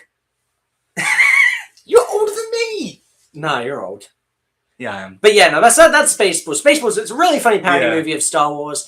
And, that kind of explains itself. But it's, It's not like a lot of parody movies sometimes go too far with it. You'll see that with like the later scary movies I've heard, and like the later like disaster movies, whatever. Fuck off to that. But some parodies like are really good. Like when they've got the right amount of like respecting the source material as well as having fun with parody. And I think that's as well what works with on a little bit of side tangent the first Family Guy Star Wars parody, Blue Harvest. Oh, I love the Family Guy That's really Star funny Wars. As well. Like all three of them are really, but that's the funniest one. Man, hyperspace always looks so freaky. The Doctor Who title sequence is just Tom Baker. I love it. Why do they call them TIE fighters? And it's a TIE guy in a plane. And then probably the funniest one for me is when Uncle Herbert is Obi-Wan and Chris walks by and his lightsaber goes up and he's like, "Hi, Chris." Oh, I never knew what that meant as a kid. I never understood what that was. I never realized. When you know. God. Innocence has truly died when you understand Family Guy Star Wars. Yeah. Because I watched... Get your fat space ass back here. Because I watched that parody before I like properly watched Family Guy. Before I properly watched Family Guy. And then once I'd watched Family Guy, I knew the characters more, and we got to that episode again. I understood what Herbert was at that point. Yeah. And then it became funny, and I realised what the situation was. But imagine that being your first exposure to Star Wars, the Family Guy Star Wars. No, that'd be crazy. Yeah, but my first exposure to Star Wars was Phantom Menace. Mine was that Lego. put me off for a long time, not gonna lie. Mine was Lego. Oh wow. Lego one's good though, but Phantom Menace put me off for a while. I love Phantom Menace. Because I watched it first when I was really young, so it was a bit too boring for me. You're not interested in Senate politics? No. You're not interested in that? Because my dad thought, okay, we'll start in chronological order. But then after a while, it was like, after a while, I didn't watch any of them after that. And eventually he said, let's watch number 4 and go from there. Yeah. And that much better going from the original trilogy. But yeah, honestly, so Spaceballs, obviously parody the original trilogy. And I think it's interesting, obviously, it's in that environment where, just off the back of Return of the Jedi. Yes. And obviously I've seen plenty of clips from Spaceballs, even though I've not seen the whole thing. And just kind of what it's spoofing, particularly as you got to Return of the Jedi, the more sort of commercial element of like selling toys and like the Ewoks. Yes. You know, more commercial. Like, Yeah. Is it like Yoga is like where the real money for the movie is made or something like that? They had like a whole scene where they were talking about like the merchandise for the show and everything. Yeah. But there was also a really funny scene where they're watching the movie of them watching the movie of them watching the movie to try and find out what happens next. Because they can't fast forward it because it's not happened. They're just like looking backwards and backwards in through the previous like level of movie watching. That's great. Yeah, so it's got some funny elements. I mean, it's got this really funny bit at the end with one of those xenomorph babies popping out of someone and doing the little ragtime dance. So obviously, like, you know, Alien as well was obviously a big sci-fi movie at the time as well. Yeah, obviously Alien, and I think Aliens had also come out by then. Just about, but obviously Alien, I think, was the more in pop culture more influential. And so they finish in like a space diner. And then there's this guy, and they got a little chest burster pops out, and he does this little "Hello, my baby, hello, my." That's great. That's great. I do need to watch. So unexpected. I do need to watch Spaceballs, but yeah. So Spaceballs. Yeah, I knew you were funny. Gonna, I knew because I knew you'd watched it recently. Yes, I knew you were going to pick it. I wanted to pick 3 very different films. Yeah, I thought, well, that's my comedy. Because I did also consider Galaxy Quest, which I think I told you about before. Oh yeah. Which is kind of like it almost feels like in the same vein as I guess maybe like what is it now? Not Red Dwarf, the like the parody of it that Seth MacFarlane did. The Orville. The Orville. You mean the parody of Star Trek?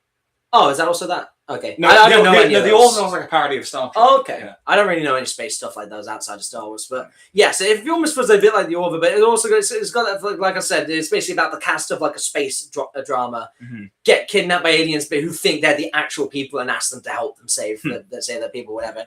I remember watching when I was young; it was crazy. But yeah, so that was funny. So I considered that, but I thought I'll go with Spaceballs. I've seen it more recently. I know it better. Yeah, and I'm glad you've gone with Spaceballs because the first one I'm going to talk about, it is a similar sort of sci-fi, low-budget kind of parody, but it's a little bit earlier than Spaceballs. It's the early 70s we're going to. Okay. So obviously your Spaceballs obviously very much parodying the success of Star Wars. Yes. And very much that sort of era. Mine goes a bit before Star Wars. It sort of parodies like stuff like 2001 and kind of predates some other things like Star Wars and Alien. You've probably not heard of this film. It's probably the least known film I'm going to talk about here. But it's from John Carpenter. It's his directorial debut, Dark Star. Dark Star. Yeah, it's one that you will likely not have heard of. Obviously, you know John Carpenter from like The Thing, Halloween. You know, iconic like horror sci-fi director. But yeah, Dark Star was his feature film debut. This like low budget sci-fi comedy spoof, and it's very much so. Yeah, Dark Star was 1974, and another sci-fi movie, 2001: Space Odyssey. That was 1968. I will be talking about that later on. Oh, that was one of my picks as well. I thought it might be because that's kind of one of those classic spoilers. Yeah, but films. I kind of wanted to pair these two because like 2001 came out, a big influential film. Then you get Dark Star in 74, and it's. I think you can tell it's very much influenced by the success of 2001. You know, it's got like kind of these astronauts lost in space.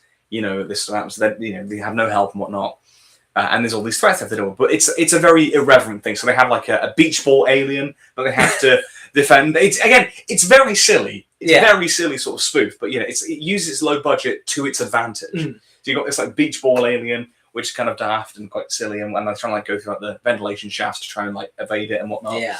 And then you have a sort of supercomputer, a bit like HAL in 2001. Yes. Sort of it's self-aware and whatnot, but this supercomputer has like an existential crisis and blows up. and that's what I'm saying. It's like it's taking what 2001 is doing, stuff like that about self-awareness in robots. This kind of atmosphere of being lost in space, but putting this weird sci-fi twist on it, which I think is quite funny. And for a low-budget film, for a directorial debut, to do a genre film like that, to do a sci-fi film, I think that's kind of cool, because most directorial debuts, like we talked about Following for Chris Nolan back when we did that, very like grounded, gritty, sort of on-the-street drama. This is very much not that, but it shows that you can do something a bit more ambitious as your directorial start.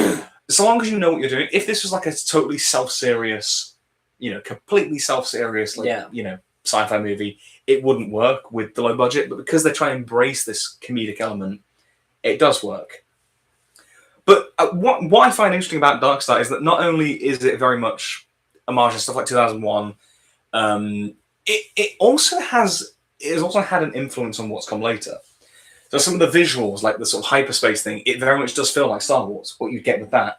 And as well, one of the creators in this film, Dan O'Bannon, he was one of the writers for the original Alien film. Oh yeah. And he wrote and acted in this film. So you can definitely feel, as I say, the Beach Boy alien sort of chasing the crew through the ship. That has a very, obviously what would happen with Alien, 5 years later than that. And that's what I mean. It's quite an influential film, even though it's quite a very little known film.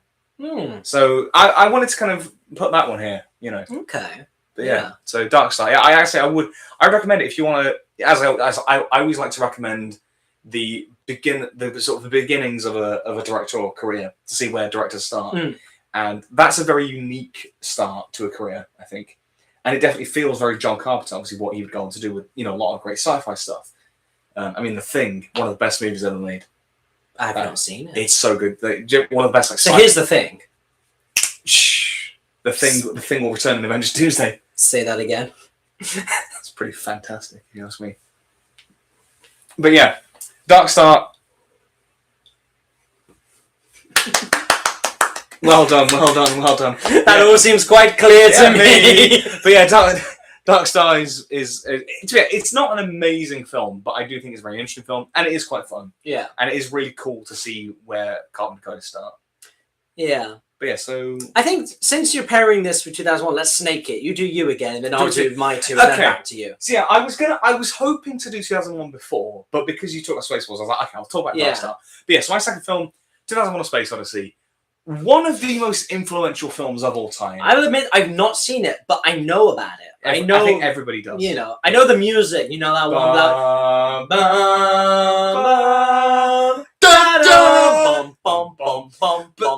That's the thing. Can we appreciate how harmonized that was? That sounded really harmonized. That was really good. But oh my god. But yeah, even with that, like that classical piece of, I can't remember the name of it off the top of my head, but that classical piece of music that was pre-existing. Yeah. You would never think that you could pair that with a sci-fi epic. Yeah. And yet it works so well.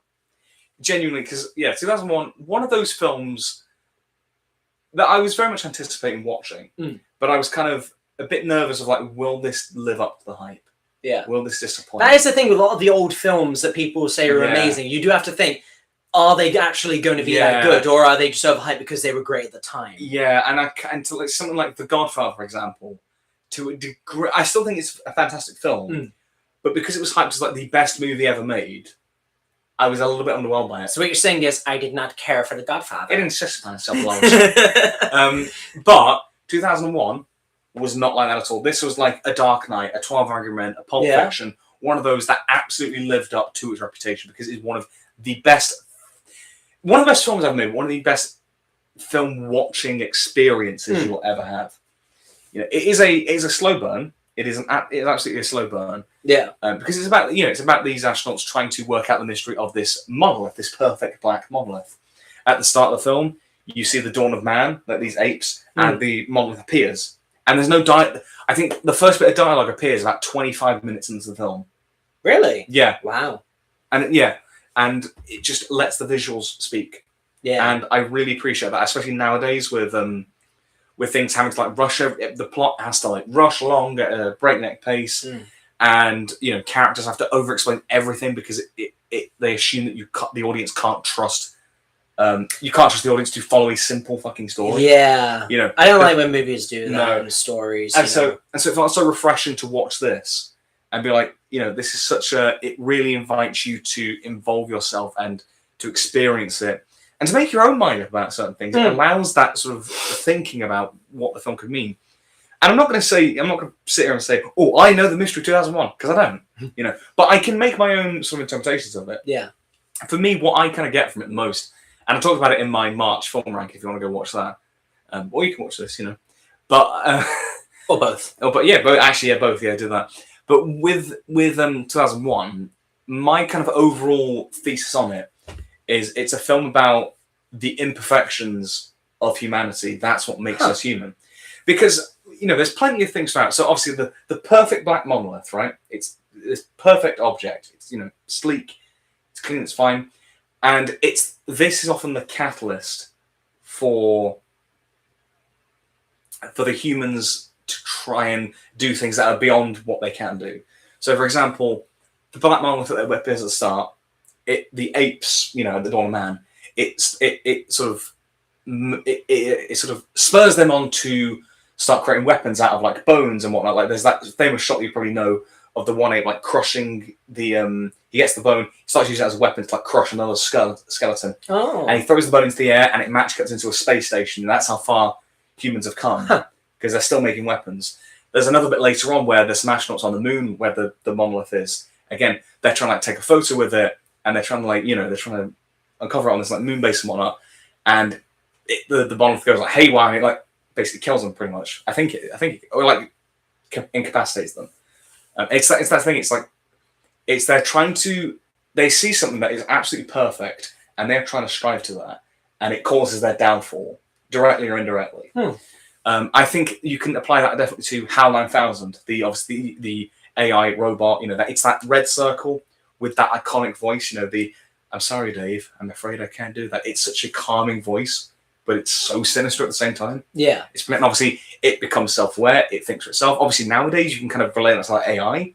It's really interesting. Yeah. But the way that David, the main astronaut character, he overcomes it through like sort of human trial and error, like just to put like being creative and innovative.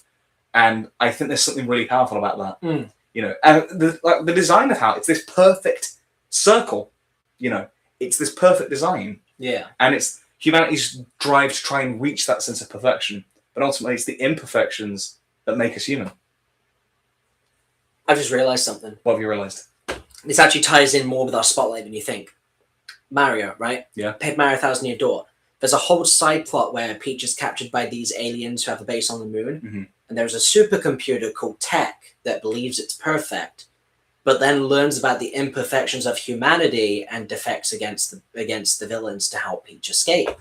Ooh. And I've just realized that's probably inspired by HAL from 2001. Especially in the initial place where Tech believes that it is a perfect computer and does everything that it is programmed to do. And I've just realized that probably is a reference to that. Probably. It's probably I said the amount of times that HAL specifically has been referenced, in pop culture is immense. Because obviously I know HAL. Yeah. I've not seen the movie, but I know of HAL, the supercomputer. Yeah.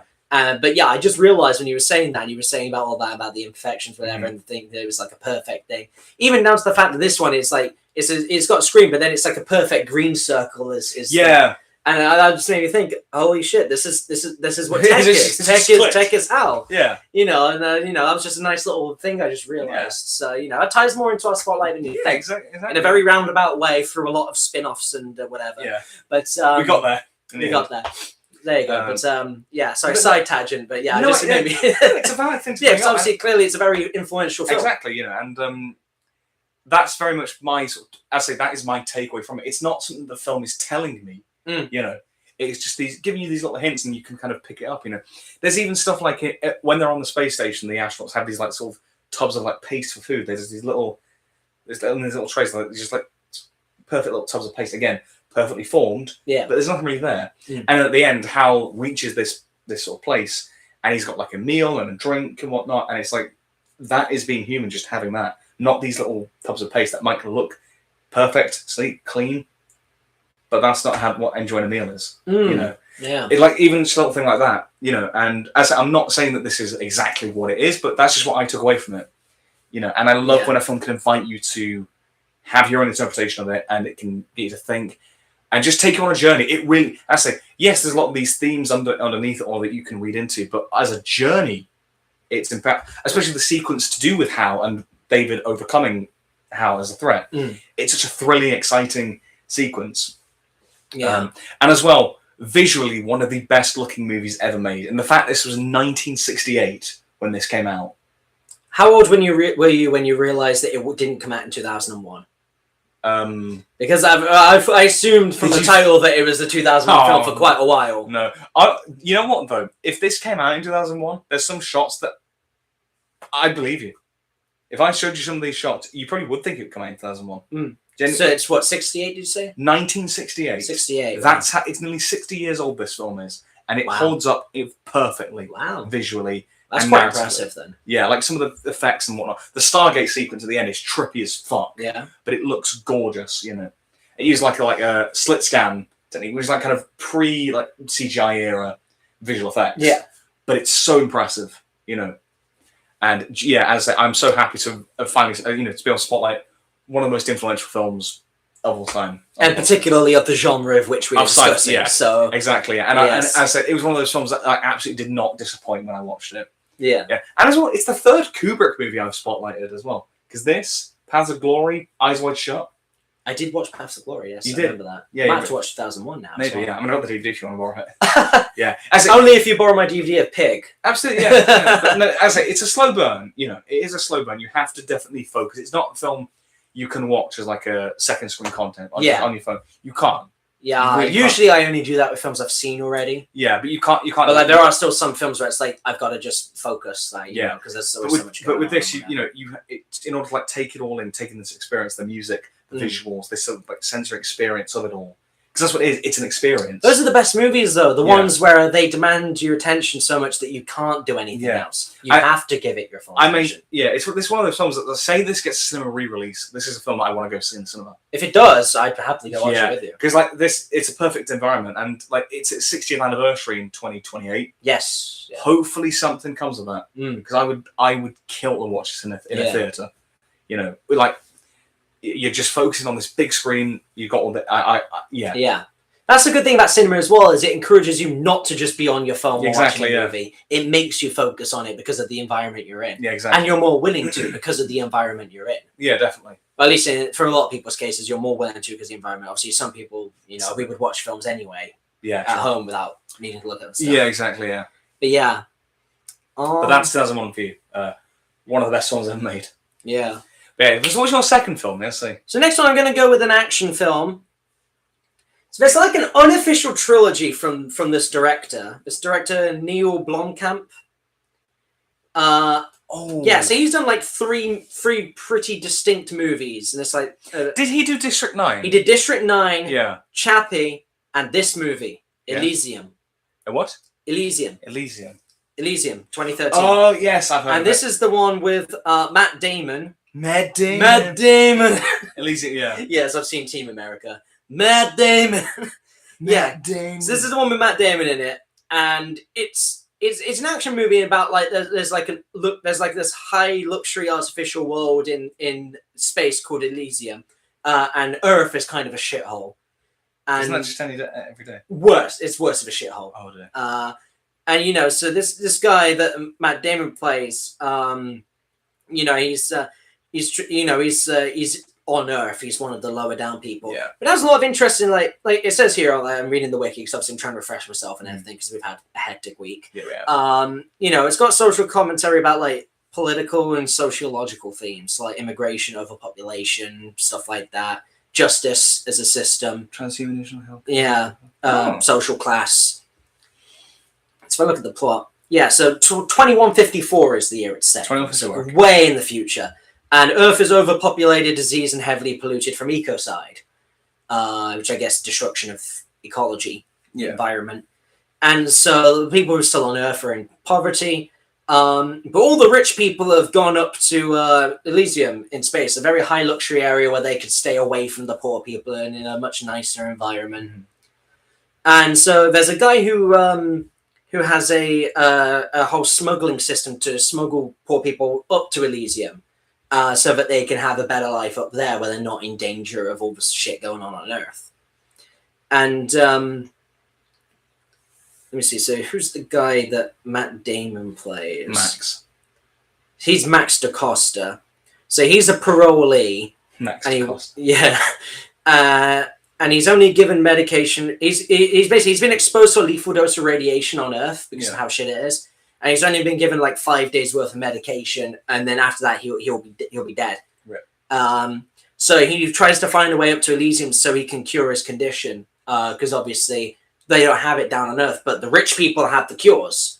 And obviously you can see how this plays into a lot of themes in real life, especially with like the American healthcare system. That's a very easy one to pick on. Yeah. Where healthcare is pretty much a paywall. You know, there's sometimes stuff you can get otherwise without spending loads of money, but it's shit. Even in England, like the free stuff is shit, you know. And so if you want the good stuff, you got to pay private. But in America, it's so much worse. Like everything is so expensive. Side tangent, but another movie I'd recommend on that topic, John Q, starring Denzel Washington. basically his son needs a heart transplant, but they're too poor to afford it, and so they're going to let this kid die. Okay. So he takes the whole hospital hostage until someone does something to help his kid. Obviously, he's not in the right taking them to hostage, but it's a very interesting film because it's got a lot of moral grayness. It plays on that sort of feeling. And on that feeling that, he's doing what he has to because his son's going to die otherwise. Denzel, very good actor, actually. I feel like not enough people talk about him. Really? Yeah, really. Like, whenever I talk to people about the best actors, no one talks about him. I don't know why. I know a few people who would consider him one of the best actors. Yeah, but most people I know don't really talk about him, and I don't know why, because he's done a lot of really good movies. But yeah, John. Have you watched Philadelphia? I've not watched Philadelphia. That's the one with Tom Hanks as well, isn't it? Yeah, they're both very good in that. I know the plot of it, but I do want to watch Training Day that he did. That's what I've been recommended to watch. But yeah, so this guy that Matt Damon plays, he's going to die. He smokes himself up to Elysium to try and get the cure and whatever. But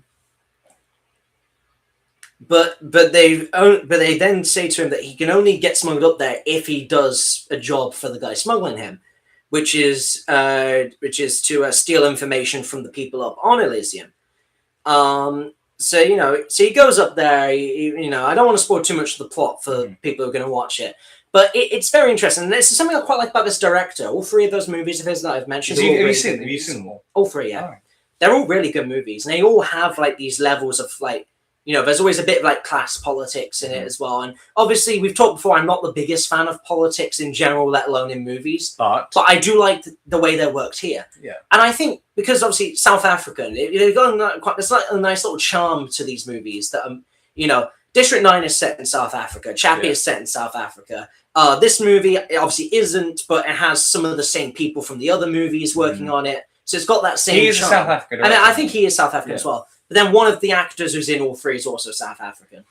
But yes, there's a really nice kind of charm to these movies. It's not really a place in the world that you tend to get a lot of cinema. No, you don't. I'd be interested to check it.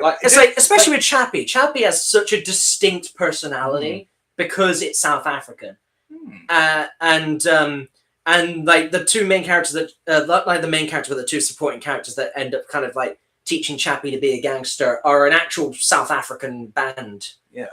Who are basically just playing themselves in a way. Yeah. The characters they play are themselves. They're written, but the names are them, and it's all their personality. But yeah, these three movies are very, they do a lot of exploration.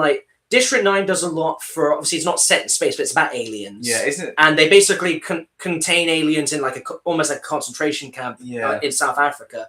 And then one of the humans gets infected by an alien, then gets outcast by everyone else, and he ends up moving in with the aliens. He starts to grow a bond with them and realize they're not these horrible creatures. And so there is a lot of you could see a lot of class politics reflected in this, but then also in Elysium. Elysium's probably my least favorite of the three, but obviously it's the only one set in space, so I brought it up. But it's a great trilogy of films. Yeah, I say District 9 is a film that's been on my radar. Yeah, District 9 is good. I'm tempted by Elysium, and when you were describing it, because I know a bit about District 9. Yeah.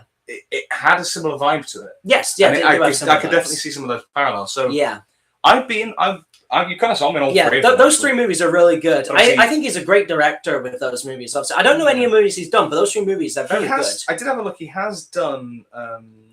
Interestingly as well, Gran Turismo. Oh, he did Gran Turismo. He did that one, yeah. Okay. I think District 9 partially is also filmed in parts like a documentary kind of thing. I've heard that, yeah. Where almost like, The Office style, where it's following him. Like mockumentary, yeah. Yeah, it's following the main character and in certain situations, then following him when he's living with the aliens, whatever.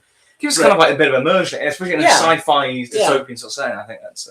And it never feels too gimmicky. Even with Chappie, which is about which is basically Short Circuit, but more inappropriate, really. He's a bit more adult. He's a gangster, he goes killing people. Yeah. But it's about this this robot that becomes sentient and learns from other people. But even then, it doesn't feel gimmicky. It feels very human, and it feels very, So all three of those movies. Obviously, I'm supposed to just be talking about Elysium in terms of the topic, but I wanted to talk about all three of them in hand because they're similar movies with a similar vibe. Yeah. A lot of similar themes. And they've all got the same kind of charm to them. I think they're very good movies. I will definitely give them a shot.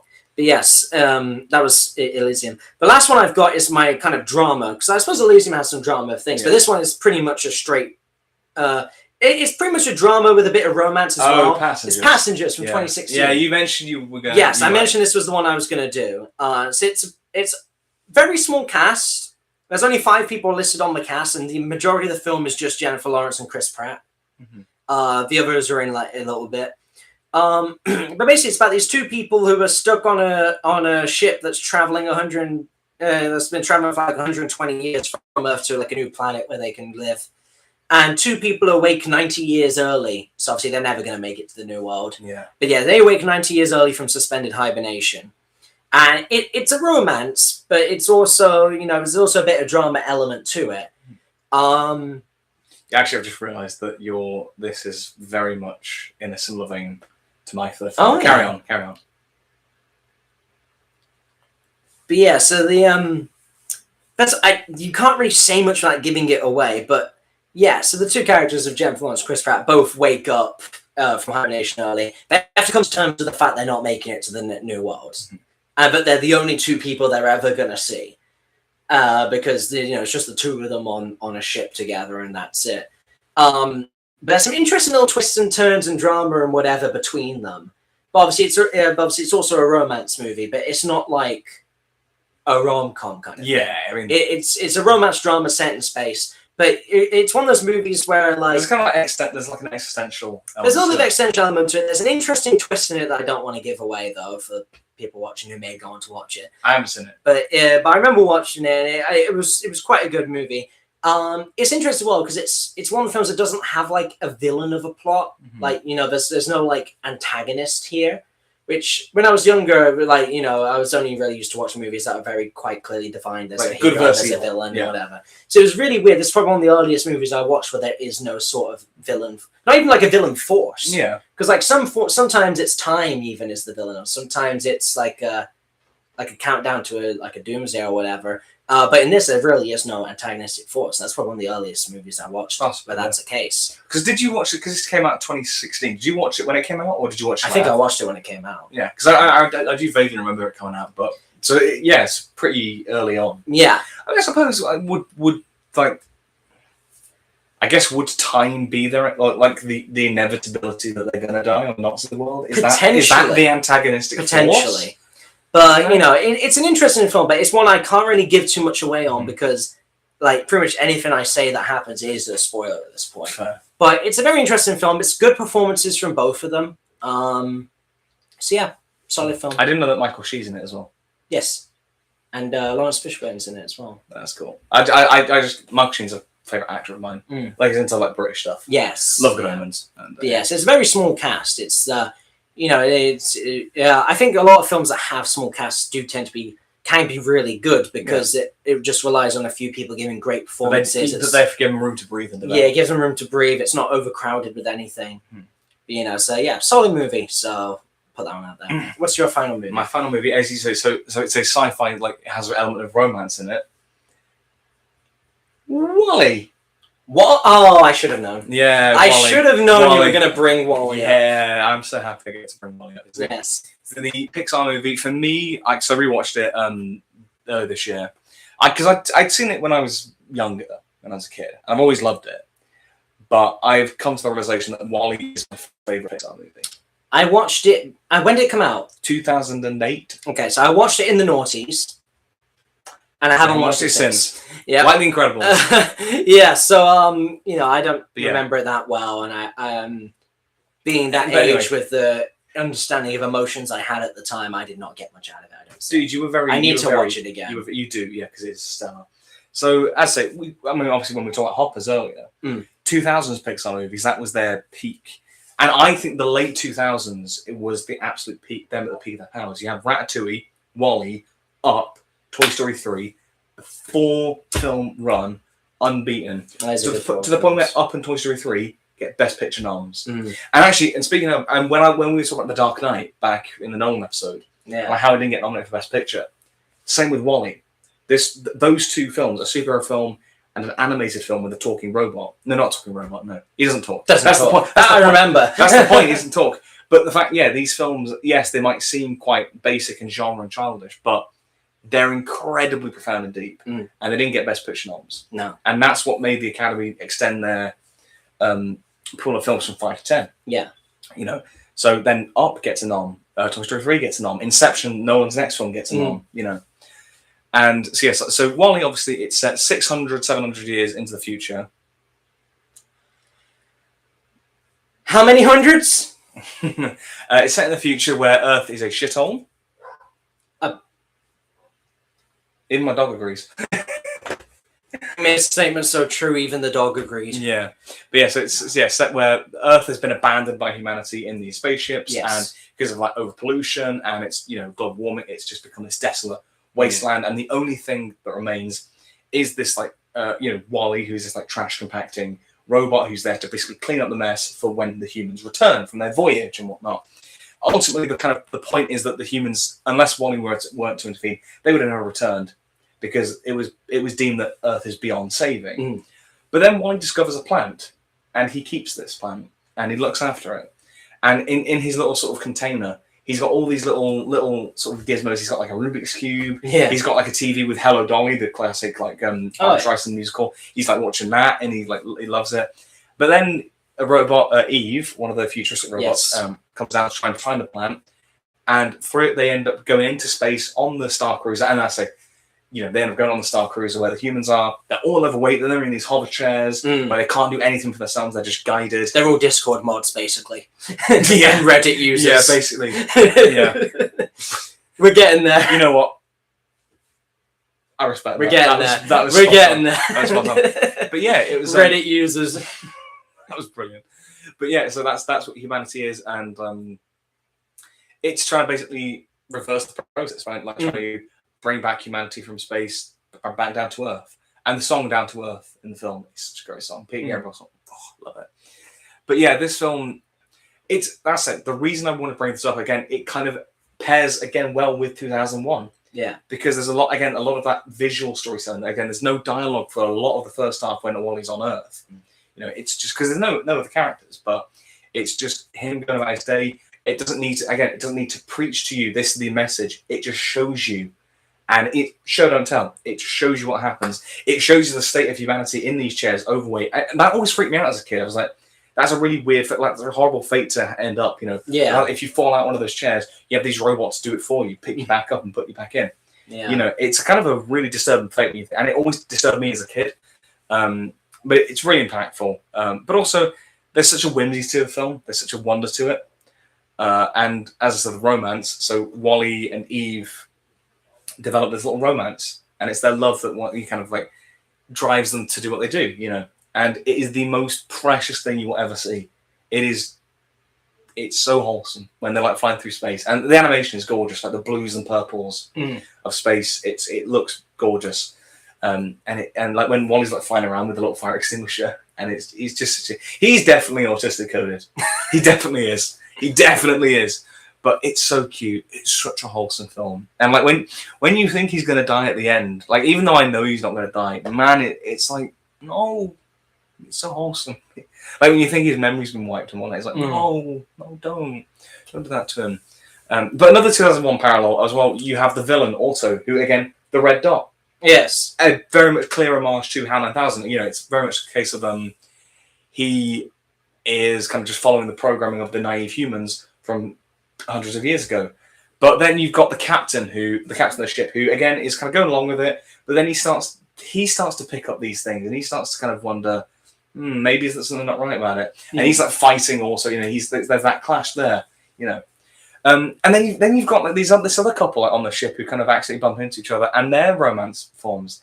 And again, it's just beautiful. It's genuinely such a beautiful film, and it connects to me. That kind of, I've realized this is the Pixar film that I get the most out of. There's a lot of great Pixar films: Ratatouille, The Incredibles, Inside Out, Cars, mainly for nostalgia, but like that's one of my favorites. Up, but I think WALL-E would be my favorite because it's the one that connects to me. Sci-fi. I've always loved sci-fi. As I've gotten older, like stuff with like visual storytelling, like 2001, like Buster Keaton films, like they even like the Buster Keaton silent films. The filmmakers in this said that was like an inspiration, like in terms of how to visually tell the story without dialogue. That was a big inspiration that they took, and that's the kind of stuff that I really enjoy. I love, what visuals can do for film, and the romance of it. When you have a good romance, it's just the best, Yeah. And it's got such a nuanced story. It's got a really nuanced look at it. Another thing I really like about it as well, because you know, obviously you've seen the film. Yes. You know that the recordings of the humans years ago was like live action footage. Oh yeah. Yeah, like the sort of the president of the United States is like, you know, there's like a live action actor, and that's rare for Pixar. But actually, kind of in a way, I kind of like that because it's almost like that's where we are now, and it's using animation to sort of animate these sort of overweight humans in a kind of like cartoonish manner, but it's exaggerating it to a point of, yeah, it's this kind of ugly, gross sort of state to be in. It's almost unthinkable to us now, but that could be the future. And I think in this era where we're like, you know, low attention spans, you know, everything has to be done there and then, you know, everything's lazy, you know, there is a kind of element of laziness in right now. Yes. I would say. And I think it's a film that holds up arguably better now than it did in 2008. And for that reason, many more, I think WALL-E's probably the best Pixar movie and my favourite. And in terms of like a space movie, you know, is fantastic. But arguably, it's the best parts of the film is to do with his relationship with Earth. Ironically. Yeah. But as a space movie, gorgeous. What a way to end it. Yeah. Very profound, like part 3. Like, aside from like Spaceballs and dance, like we started off with the goofiness a bit. Yeah, that's why I started with the comedy one, because I figured we'll get some more serious stuff. Yeah, but that was like, so I figured you were going to bring a WALL-E at some point. Yeah, and I thought 2001 was like, never would have guessed the other one. Like for me, like 2001, I mean, Dark Star you probably not heard of, but like 2001 was kind of like the linchpin movie, and then WALL-E and Dark Star kind of branch off in similar sort of ways that you can kind of link back to that. But like 2001 is one of the most influential films. It's going to have an influence on so much that comes out. Had I not discussed it last episode, this would have been Armageddon. Yeah, definitely. But I discussed it last episode under unnecessary Razzie homes. Yeah. I mean, the temptation to go with Project Hail Mary as well. Yeah. I almost did consider that, but I felt like, I can talk about part 1. Obviously, you'll get to talk about that again in the end of year ranking one as well. That's true, yeah. And by then, I might have watched it. Maybe, and then, who knows, if anyone else we got on the show with us has watched it as well, you know, we probably have a whole discussion. Hint. But yeah.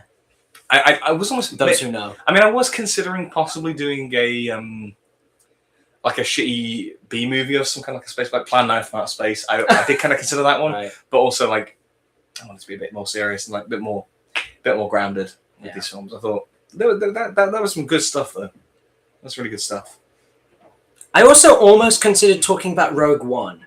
Because while Star Wars is obvious, and I wanted to avoid that, Rogue One's very much a different thing. It's very much its own flavour. Well, I tell you what, actually, what I would have, because what the kind of brief of this one was like space or the galaxy, you know, and like trying the different planets.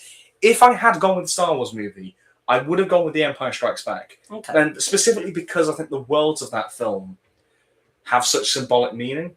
Like Hoth, obviously the ice planet, you know, Bespin, the cloud planet. Well, obviously, so you got Hoth with the you know, it's this cold, haunting atmosphere. You've got the Wampa, you've got the Empire then attacking and whatnot. Yeah, it's this cold, oppressive atmosphere. Then you've got Dagobah. Yes, Dagobah. Such an atmospheric planet. Then you've got obviously the asteroid field where Han and the gang are like trying to navigate the asteroid field, and that's like that provides all that danger and whatnot. And then obviously Cloud City is so atmospheric. The carbonite chamber, the orange and blues of that. It's such an atmospheric environment, you know, this like beautiful city on the outside, but then there's a dark, really dark interior underneath it all, and that's the thing, it's the deceit, you know, the heroes are deceived, and that is reflected through the worlds that they visit, and that's why I would have picked Empire Strikes Back if I couldn't think of anything else. But I wanted to avoid Star Wars. Yeah. I consider Rogue One because it's kind of outside the normal Star Wars. And I thought, no, because eventually we're going to do that Star Wars ranking. And that will include these movies. And obviously the Mandalorian and Grogu. Yes. Because that will be a spotlight in a couple of episodes time whenever that comes out. Yeah, so that'll be... Yeah. But the next episode will be on... I think it'll be on Lee Cronin's The Mummy. Obviously, the 1999 Mummy being one of your favourite movies. Yes. Obviously, this is going to be a very different Mummy. Hopefully less Tom Cruise looking. But I've heard interesting things about it. I've heard a lot of people say it's horrific. Well, that's not in terms of quality, but I mean in terms of the horror and the gore and everything. So, well, that's so, you know, I'm interested to see where he goes with this. Will it be better than Wolfman? Probably. That's not high bar. That's not high. Even Mario Galaxy was better than Wolfman. Yeah. Not by much, but it was better. Wolfman was just so mid. Yeah. It was alright. It was the movie of all time. But yeah, I believe that's everything. Yeah, that pretty much is. Join us next time, either for episode 22 or for our bonus episode on our our play we just did recently. Don't dress for dinner. Yes. But until next time, you take care. Thanks for watching. Have a great day. Ciao.